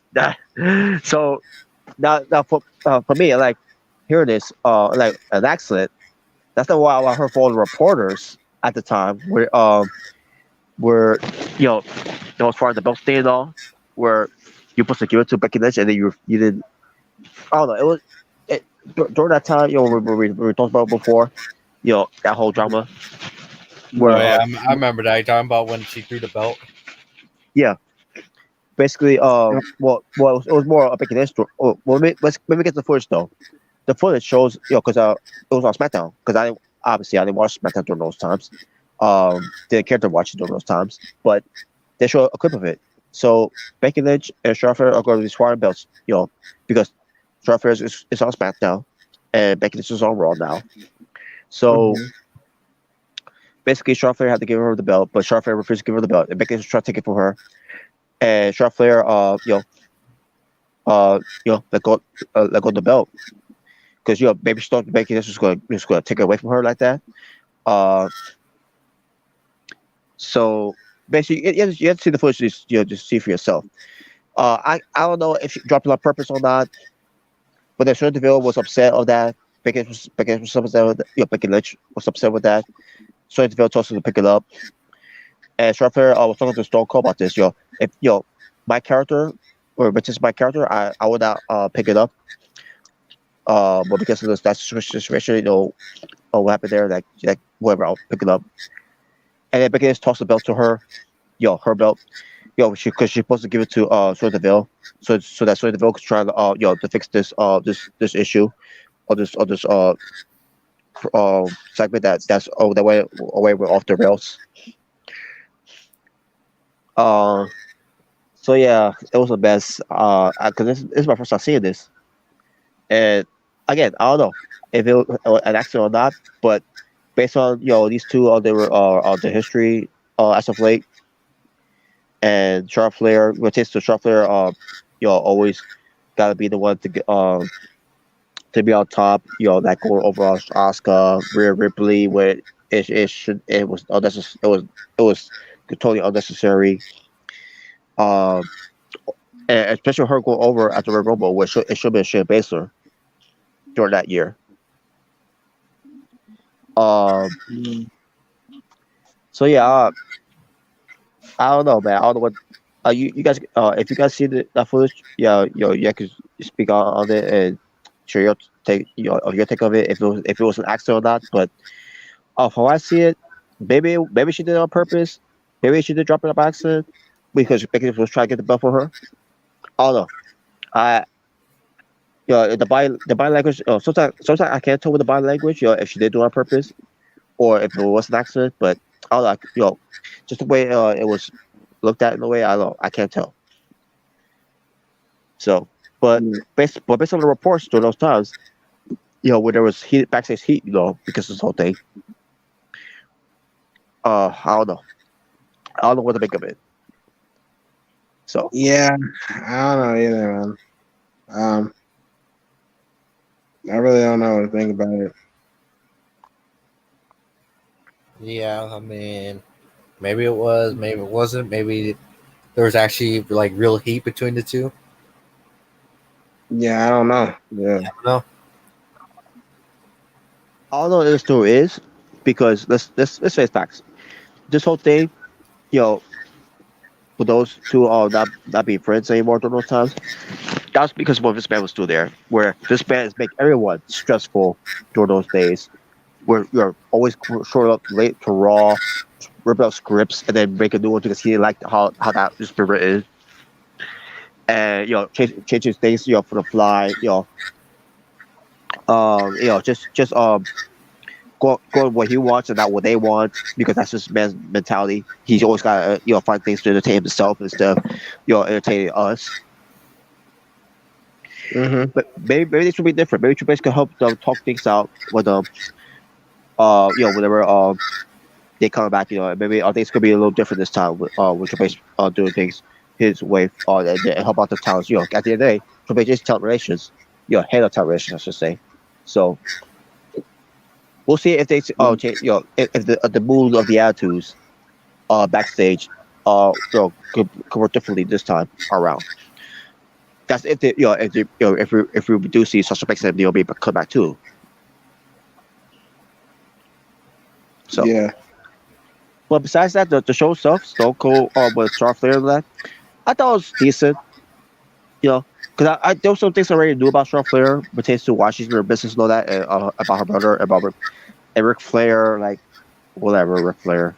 But yeah, I thought it was alright for what it was. That's not trying to tell anyone to don't call back. If you miss it, watch it. Not saying that at all. I mean, if you're a Charlotte Flair fan, you want to check it out. But it's not really it's not really not much to talk about. So. Well, except for the fact she did say she was better than John Cena, which I agree with. No. Which reminds me, John Cena was mentioned on this show by Stone Cold. Really? Wait, was it by Stone Cold or was it by? Oh no, actually, no, I'm sorry, that's Stone Cold. Oh wait.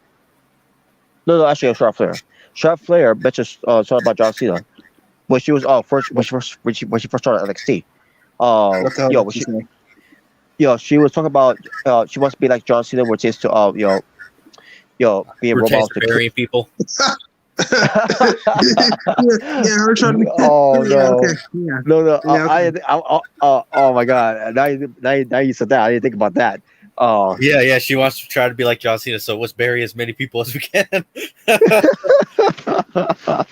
Oh no! What she did? Oh man, let's face it. Let's face it. She did.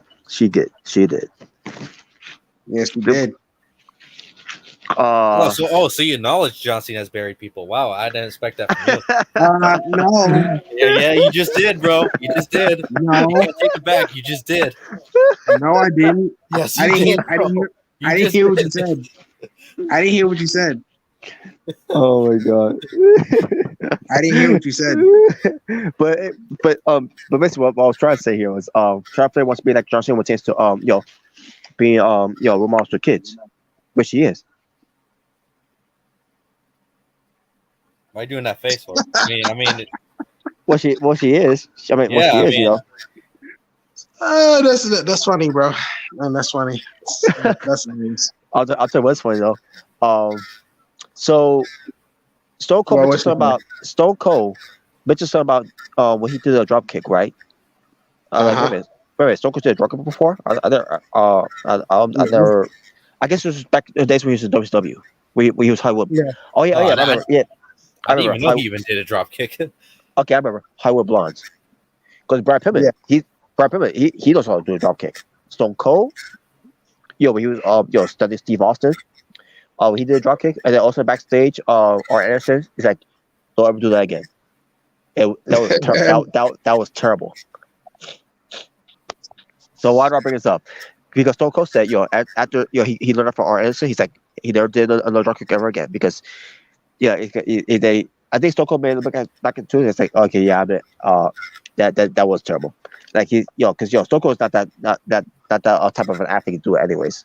I mean, he's a different type of athlete where he could do things that had to do with drop kicks, right? Which I wish someone knew not to do drop kicks in John Cena. Because John Cena, with him always doing drop kicks, it always looked like shit, trash, garbage, a dumpster fire. Okay, we get it, Robert. Enough. Trash. Trash. John Cena's trash.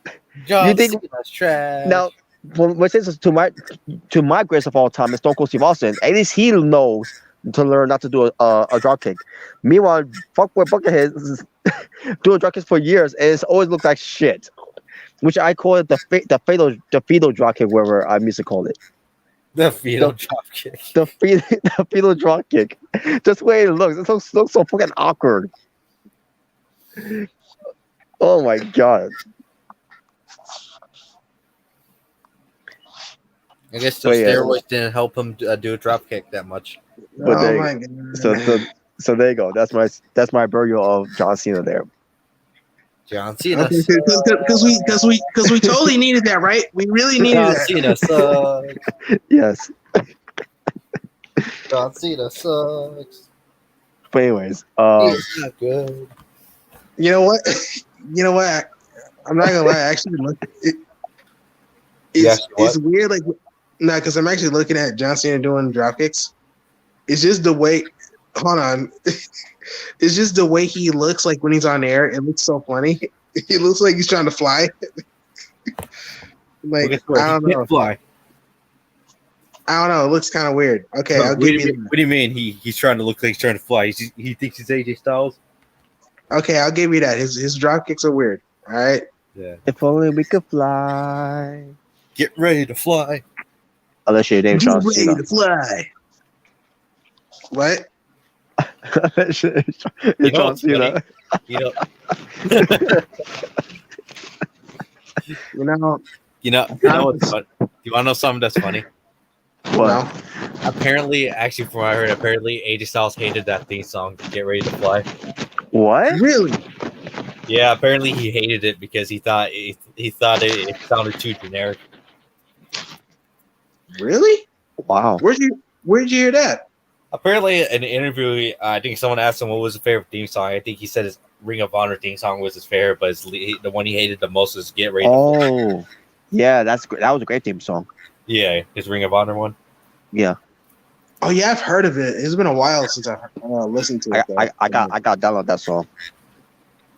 Yeah, I do. I like Get Ready to Fly, and I like his Get Ready theme song. Phenomenal.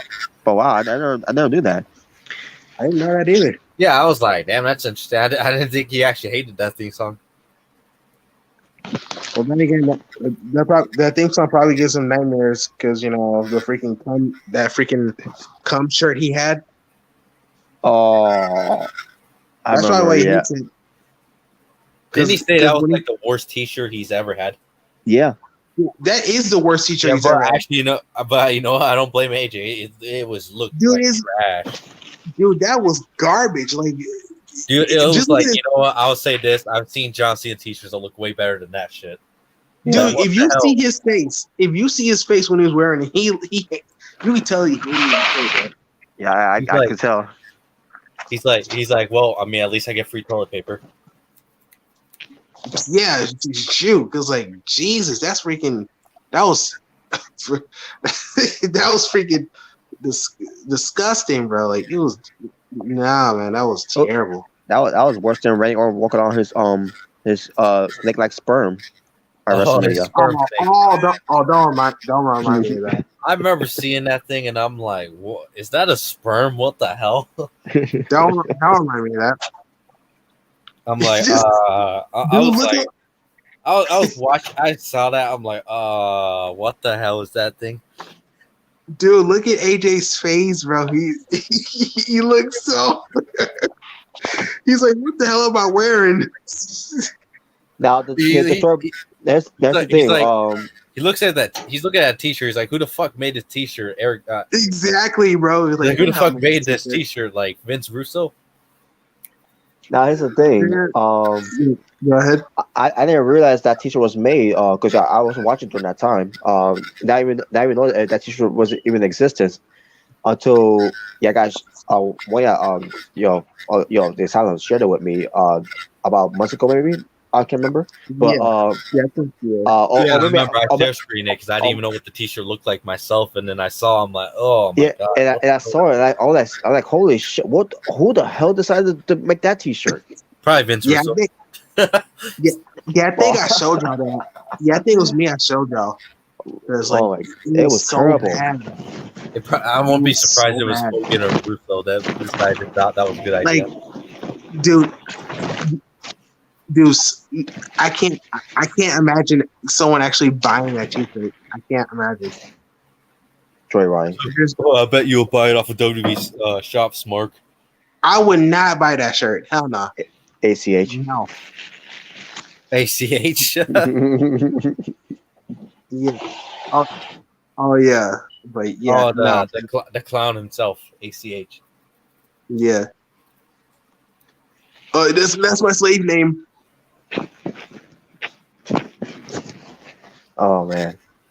Yeah. You didn't think it was too much slavery by approving that T-shirt. That's my slave name. So yeah, I want to bring up something that was basically pertains to. Oh yeah, Jalen shared this. Something about Santos Escobar. Yeah. Oh, the king of Lucha Libre. That's right. So Santos Escobar is reportedly debuting soon and rumored to be put in a program with Rey Mysterio Jr. Yep. Rey Mysterio. So I'm assuming this is I don't know who said this, but maybe continue reading this.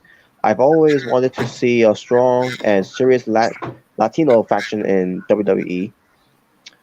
Well, we kind of did. They got that Mexicans. Nah, just kidding.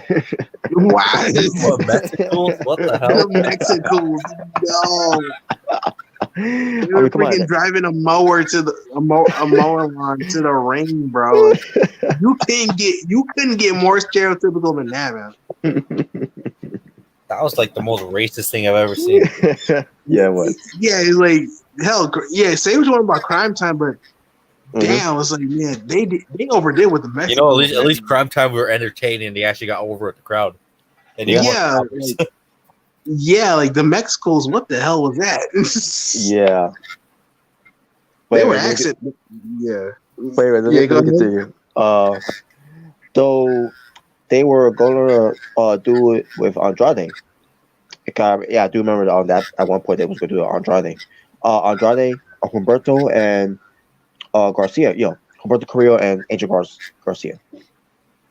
Yeah, I was actually, because I was actually hoping that they would do it because, I remember, Humberto and... Hey, when you talk about Andrade, we already have Andrade. His name's Santos Escobar. Yeah. He's Andrade if he shrunk 1 foot. Oh. Yeah, because I did want Andrade, Humberto, Angel, and Zelina to be like the new LWO. I'm kind of hoping they would do that, but they never really did. Hey, you know what? If they make a new LWO, you know what you should do? They could finally have Dominic turn heel or split from Ray and join the group. Yeah, probably. Yeah. Because honestly, I think it's long overdue for Dominic and Ray to finally split up. Yeah. Yeah. Personally, I always said just send Dominic to NXT. Yeah. Yeah, I agree with that. So, of course, it was a pipe dream. The closest group I recall was the Mexico. Oh my god, I didn't realize that was even there. Mexicals. They actually mentioned the Mexicals. Wow. What? Why? You couldn't mention NWO. I'm not NWO. LWO from WCW. Like really? but it's a key part. But their properly was very distasteful. True. Yeah. Rather their team up or feud, I'm excited to see it on the Triple H's creatively. And there you go. Well, I'm surprised he didn't. You know, I'm surprised he didn't. He didn't mention the Lucha House Party. That wasn't that was That was great. It was Lucha House Party. I don't know Lucha what's I don't know what's worse or more racist, Lucha House Party or the Mexicools. And the thing is, the Mexicals take the cake, man. They And- had and the them thing is- driving a lawnmower, bro, in the entrance. and the thing is, Kalisto, even though he's Mexican, but he was born in Chicago. Yeah. Oh, he was? Yeah, and Lisa Dorado is Puerto Rican. Was Wait, different. so Grandma Lee was the actual real Mexican in the group. Yes. What's different? Not to joke. well, You want to get your ass kicked? I'll tell you who will say that. Donald Trump. That asshole. That asshole. I want to be surprised Biden's stupid ass said something like that nowadays. Yeah. Yeah. Man, Oh, either way, Freaking fuck both of them. Anyway. Yeah. yeah, I already know Red will probably say something worse to me. You know, honestly, even if John Cena ran for president, I'd rather vote for him at this point. Yeah. Oh, Hey, I'm just saying, bro. I'm just saying. I was about to say. But anyways, as far as this whole thing, if it's gonna be a feud or they'll be teaming up, either way, I'm excited to see this because Rey Mysterio Jr. Could be doing a lot more right now. And pertains to Santos Escobar, when he should have been called up in main roster a long time ago. I feel like he's always been ready. He didn't need to go to NXT, but I think he's coming to NXT. Coming from NXT to go to the main roster. And I love to see that feud. Hopefully we do. I kind of wish Yeah, they called up just Legado del Fantasma altogether, but Yeah. oh well. I mean, I guess we I can't think always get what we want, though. Yeah, I think they really want to, they probably want to, Santos to be a single star. So Yeah. I think that's what it is. I can And see then I that. guess whatever they do with Tony D'Angelo is whatever, I guess. Yeah. And we still got to see what they do at NXT 2.0. Because I'm assuming he's going to do his farewell address. Santos Escobar. Yeah, they'll probably do that. Again, this should go with my idea. When Santos Escobar, is getting ready to let go of his family, but then I guess his family decides to turn on him, and Yeah, I then can see it. and then basically beat him up badly to the point where he will be this time be banished, whatever, by NXT. Yeah, I could probably see something like that. I don't remember how I said before, but I mentioned back, I believe after the Rampage show. I mean, not Rampage. That time I show. The time I show. But some type of idea where you could write him off for NXT. If he is going to be there on that night, later on tonight. But first we have to get through one of the matches that I'm not excited for because it's gonna be a downgrade for Tiffany Stratton. Oh. What match? But we need Chew. We need you. Oh, that thing's still going on? Yes. Yeah, but I think they're slowly changing it because it's becoming a little more serious. Oh, by the way, they plugged it. By the way, they plugged the match too. By the way, during the commercials, during Raw.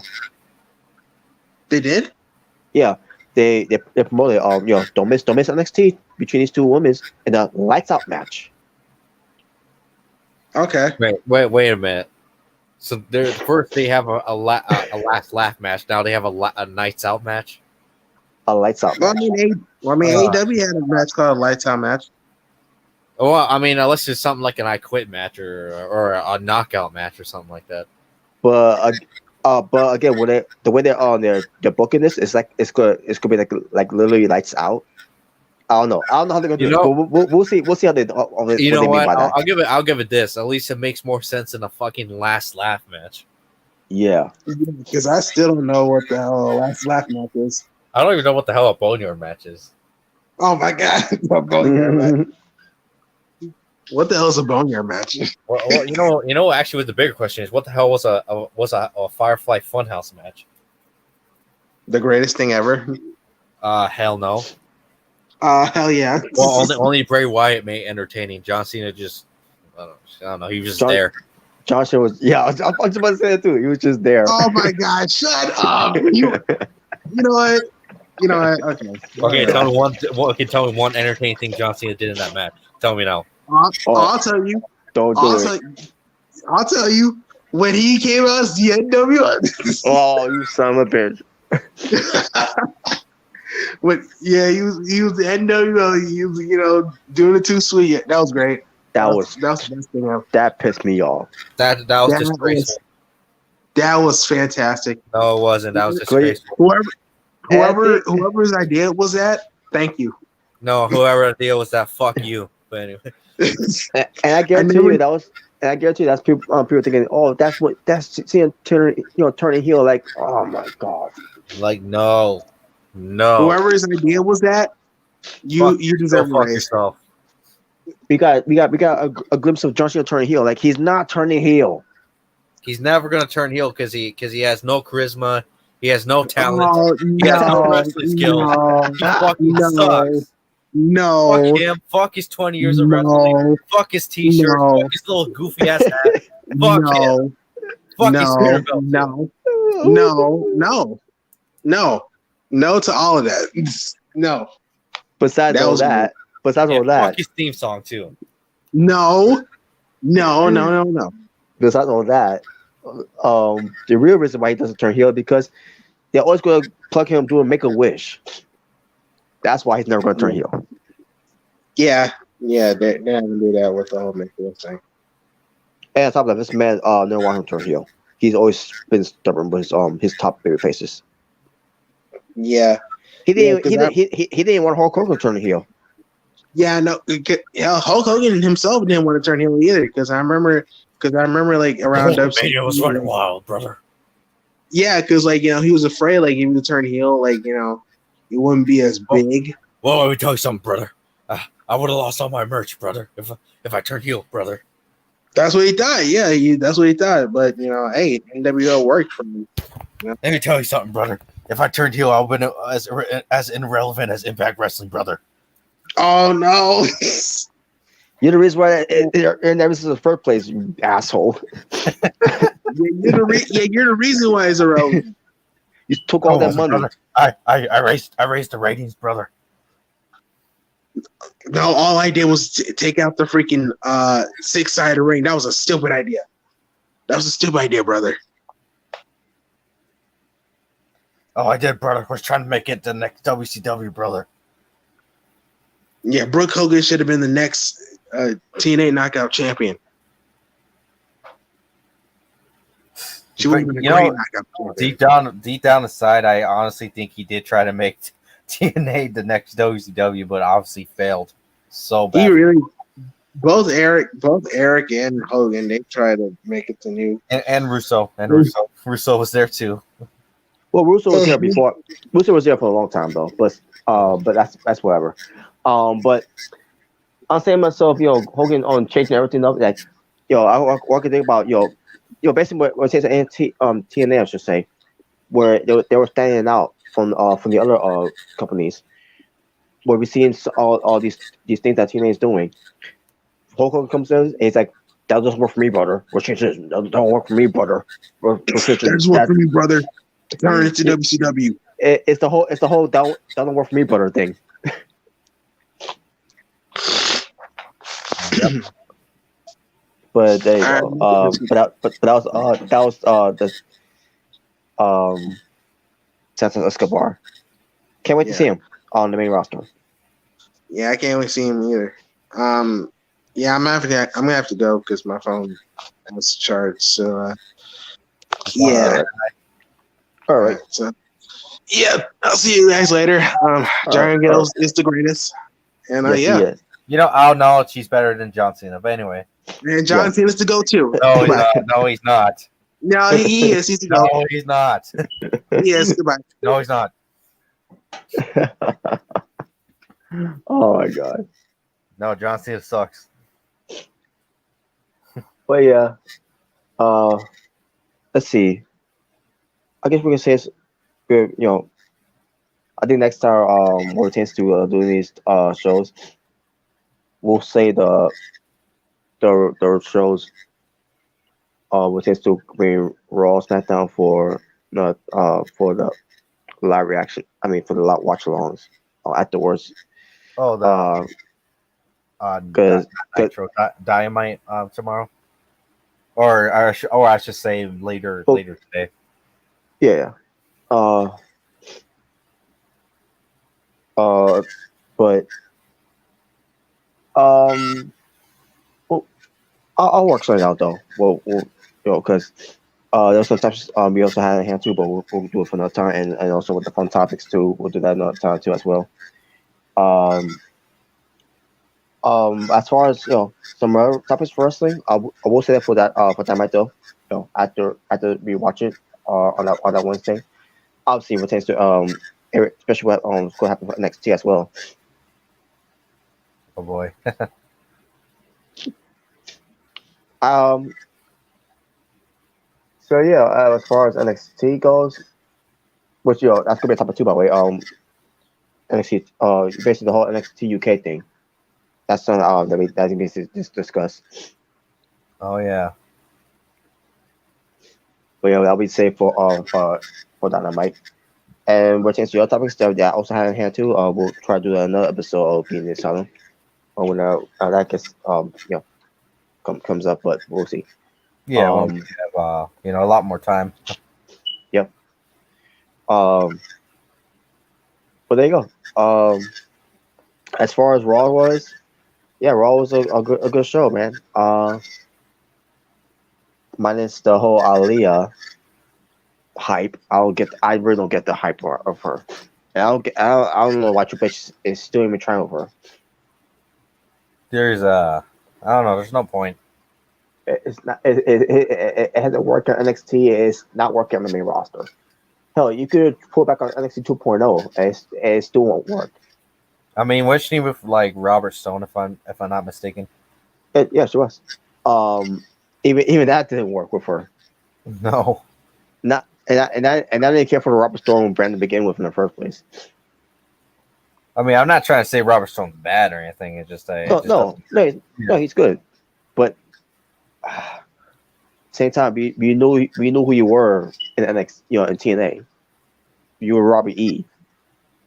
Yeah, and the thing is like, what should I say? I mean, yeah, I mean, sometimes just stuff just don't work out, and then it's just time to call quits. Throw in the towel. If, you could do something else for her, maybe make her a manager or something for somebody. Like, I mean, not every person's meant to be a wrestler. Just saying. Yeah, she's one of those. She's one of them that wrestling is not. You're not good in the ring. You're just that's not even appealing about her in the ring, especially after what happened last year, which she was wrestling Dakota Kai on I think it was on main event. She did a DT and the DT looked so bad. And she won with it. And like what? It made no sense. It didn't look like she didn't hit it right, and she won with it. I don't get it, man. I don't get it. Now Aaliyah is going to be in the semifinals with Raquel Rodriguez against the women who's going to win the final, the last chance for the 4-way. Well, that's cool. That's a voice. Yeah. But I they're mean, doing it on SmackDown. yeah. I mean, I'm not trying to hate on her too much, but at the same time, it's like she's not really good. And I don't hate her obviously, but I don't know. She's just not doing it for me. Yeah. Now, Yeah. I mean, I'm Cash, not gonna say that she can't improve in the future. I mean, obviously she can, but like, I don't know. We'll see.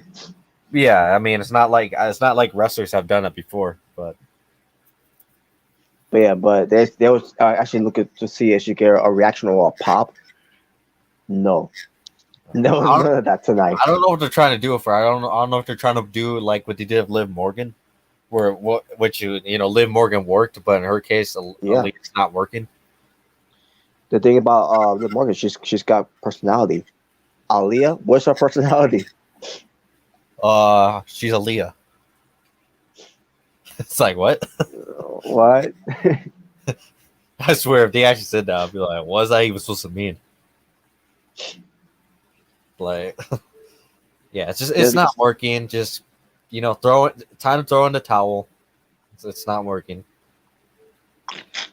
Do something else. Make her, I don't know, make her a local jobber for all I care. I don't know. I don't know. But it's not gonna work. It's like, sorry, but not everything works. You could do all the piped in cheers for her all you want. It's not gonna make a difference. Nope. But after watching that, like they feel like they didn't need the pop in cheers for that, because her being in Toronto and Ontario, Canada was gonna be enough. Nope, didn't work.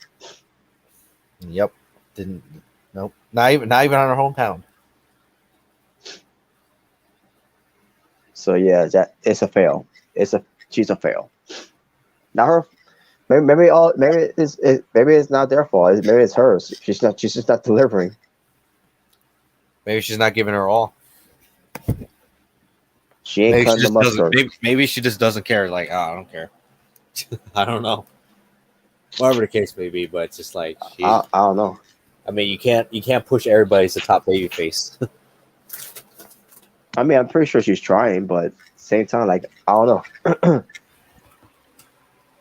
Yeah, it's just not every experiment's gonna work. It just happens.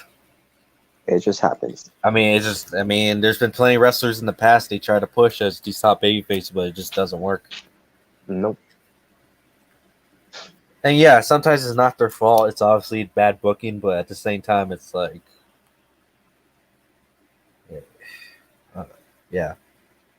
But yeah, we'll see what happens. With Aaliyah and Raquel Rodriguez being the tag team to face whoever's going to win that fatal 4-way last chance, second chance, whatever they're calling it, for this fail tournament that's cursed.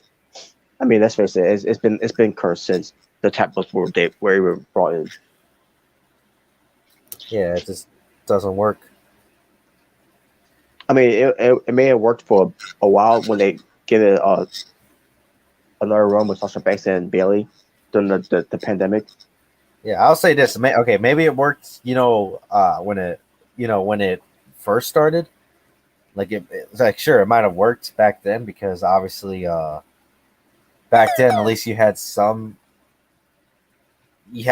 tag teams like I said before, like not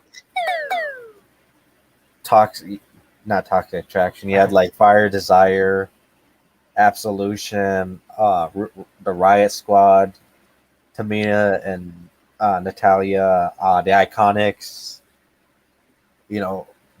Bailey and Sasha Banks, and the Boston Hug Connection.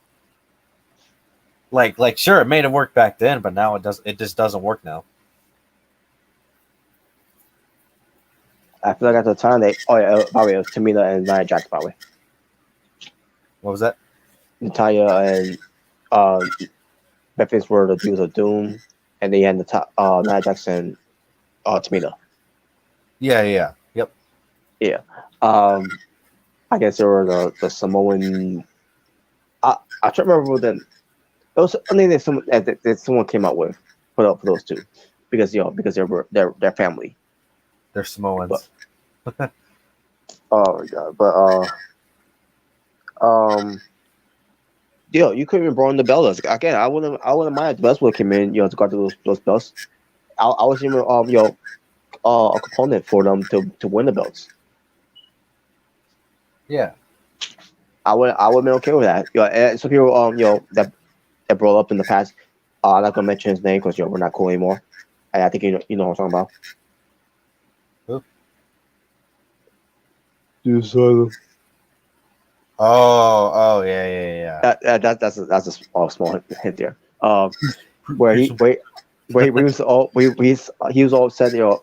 When they I don't know why he got upset about it. Potentially the tag belts being brought in for the women's, but basically saying they're gonna bring in the belts to win it, and like I won't care if they win it, because it needs to make sense because they're a tag team. Yeah, I mean, well, what would it make sense if they had fucking like? What would it make sense if they had like John Cena and Randy Orton win them? Like that wouldn't make any sense. Yeah, But and you know, that's the yeah. point we're trying to make here. You can't just put them together and say, oh, they're a tag team. Yeah, you can't just go in the back catering and be like, oh, I see R-Truth and I see Shinsuke. Yeah, they're a tag team now. Like it doesn't work like that. You gotta make a tag team that works. That you may look at them and say, oh yeah, I can see them being a tag team. Not just just throw them together and for six and say, oh yeah, now you guys are a tag team. Like for example, I mean, it would make sense if Gunter and Luxwig won the tag titles because at least they're a tag team. Yeah, especially when they're part of Imperium. Yeah, or even Carmelo Hayes and Trick Williams in NXT. It would make sense that they won the tag titles because at least they're a tag team or a duo, I should say. Mm-hmm. But like, what would make sense is you just throw two random guys who like had never teamed together just in a random tag team. Yeah, and you got Hit Row, which by the way, that's gonna be a topic that needs to be discussed too, by the way, which we'll do on Dynamite. Which is a Hit Row. Your tag team is Top Dollar and Asante the Adonis with BFAB as their manager. Got it. That's what I want to say. Which I think she's a good manager. She is, and not to get in the ring and not wrestle. But I'd say one thing: she definitely does have the promo skills. Yeah, she does. Better than Brandy Rose too, by the way. Because Brandy Rose, I know you heard about this, but Brandy Rose wants to get back in the ring. Not only in the A ring, but in the WWE ring. No. And I'm like, well, if you want the ratings go down, and if me not watch anymore, well, there you go. Sign Brandy Rose and have her be on W television. Because her promos of calling someone heifer ain't gonna do it for me. No. No. Don't get back in the ring. I'm sorry, Brandy, but no. She's not. No. And I guarantee she's gonna get a reaction, because she's of who she's family with, who she's married to. Obviously, the guy I think pretty much everybody can say is probably the most popular wrestler at the moment, even though obviously he's injured, but nevertheless he's still the most popular wrestler in the WWE at the moment, I would say. Mm-hmm. Mr. Cody Rhodes or Mr. Rhodes, whatever you want to say. And I think she's coming back. I think if Raquel Rose returning to the Rumble, I think she's gonna make her appearance to the Women's Royal Rumble. as long as she gets eliminated right away. Yes, please do so. We don't want to see Brandy Rose winning a spot for WrestleMania. No, nope. At least I don't. Jeez. Hey, I mean, if anyone likes Brandy, that's whatever. But she's just not good in the ring. No, she's not. She's another one, kind of like Lash Legend. Yes. Hell, shit. Then you might as well make her Lash Legend and Aaliyah like a new stable or something. Trash. Lashing Roads. Yep, Lashing Roads. There you go. But yeah, Brandy coming back, no. I wouldn't care if it was like her just coming out in the ring as a manager to Cody. I wouldn't care if it was Yeah. that. Yes. I'll be fine with that too. Yeah, I want to care. Yeah, I wouldn't even care if it was that. But her coming back to wrestle, no, no, I don't think so. Pass. Yeah, I think I would say I rather watch I think I'd rather watch NXT 2.0.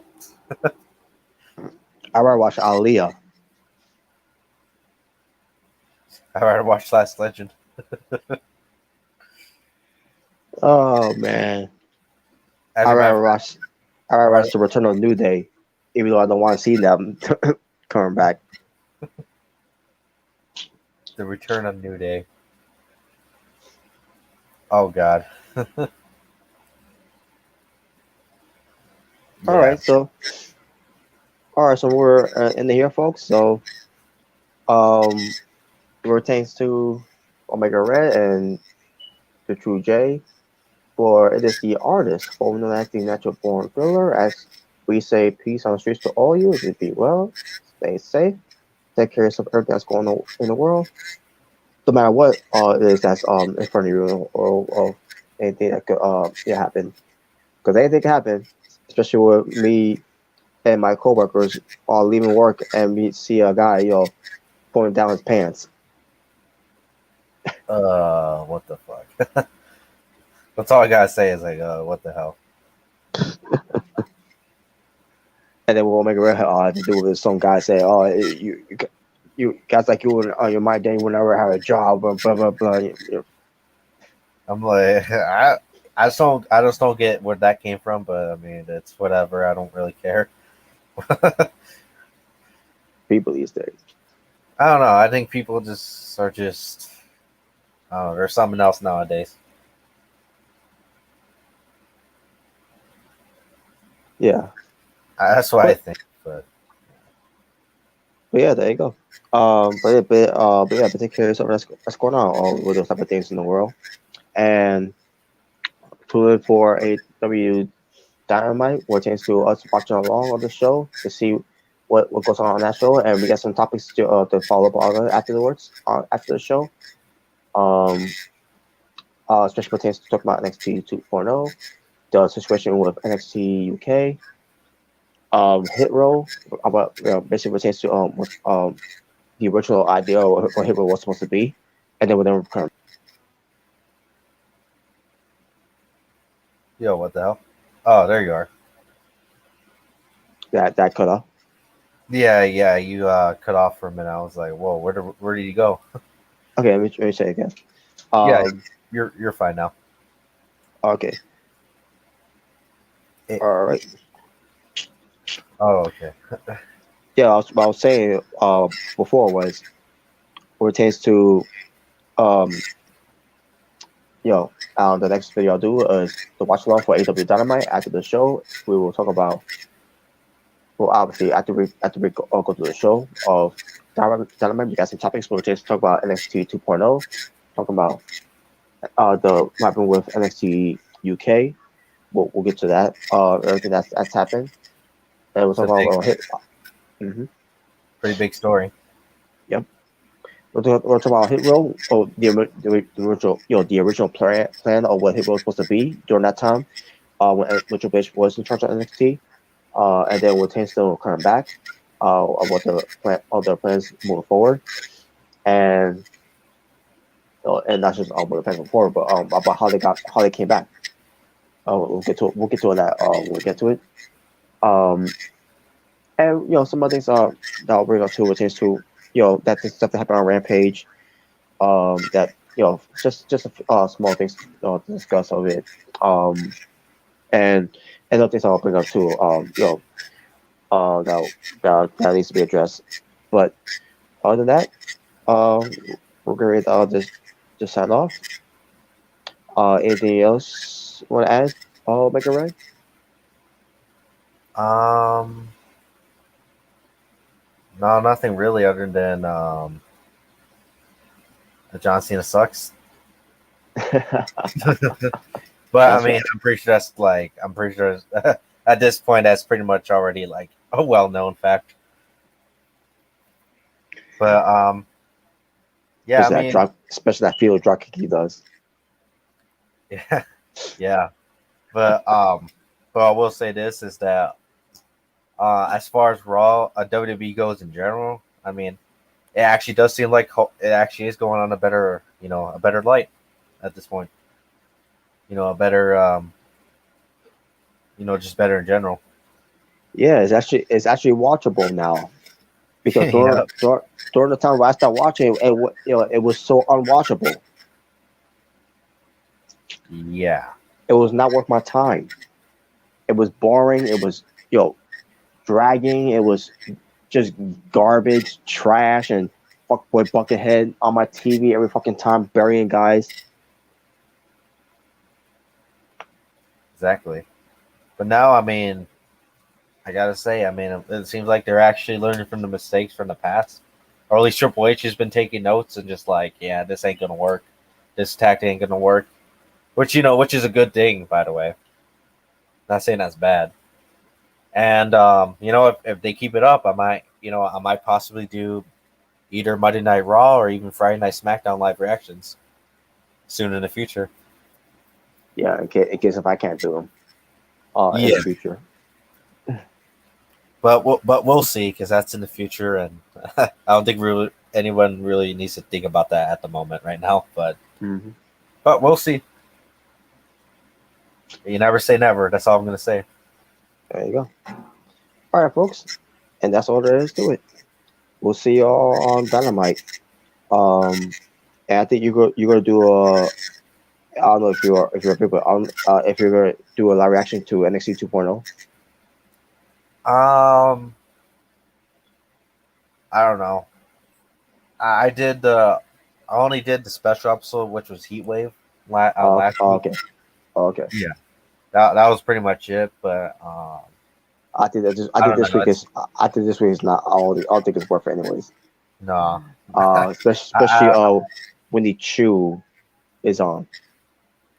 All I gotta say is, yeah, I only did a special episode. When it comes to the regular episodes, they're still kind of still not the greatest, but No. hopefully Triple H eventually turns his attention to NXT, which it seems like I think he already is starting to, but that's going to be a slow process as well. Mm-hmm. But yeah, because I get a feeling he's just fixing up the main roster because obviously the main roster has way more problems than NXT does at the moment. Yeah. But yeah, eventually, hopefully, he fixes up NXT and yeah, maybe I can do another like regular live reaction to NXT 2.0. We'll see. But But once again, I can't guarantee anything or make any promises. So we'll by the we'll, way, we'll see what happens in the future. I should say it's not worth it because you still got besides Winnie Chu, there's some other things that's on there. You got the NXT UK Tag Team titles going on that night, but Gallus maybe possibly could win it. They could win it back. We'll Hopefully, see. 'cause I don't know really nothing about whatever these two other dudes are who are the UK Tag Champions. Yeah, and one of them actually is related to Bull Buchanan. I just don't remember which one it was. I think it was Briggs. I think. I don't know. I call those two Trevor Murdoch 2.0. Yeah. If anyone All right. remembers, or Lance King and Trevor Murdoch. If anyone remembers that tag team. Right. So yeah, and I think that what they're planning on doing for that show is because they've been hyping up Winnie Chu and Tiffany Stratton. That's probably gonna be the main event. Hopefully, it ends the feud altogether. With Tiffany Stratton winning. Yeah, I but I would, think hopefully what happens. Hopefully, Nikita Lyons actually gets a championship opportunity. Oh yeah, I believe she will. Wins the championship, and then she can feud with Tiffany Stratton, and then Tiffany Stratton eventually wins the championship from Nikita Lyons. Right. I Right. think, hey, it would be a perfect way to And At least have them both be champions. oh yeah, definitely. Especially Gigi Dolan is injured, and Mandy Rose confirmed that shoe. If whenever that the main roster call up is happening. Yeah, just have them be a tag team. There you go. All right, but there you go, folks. We're out here now. So, ta for now. Take care. We'll see you all on Dynamite, which is to the watch along. Yep. So, y'all take care. See you all later.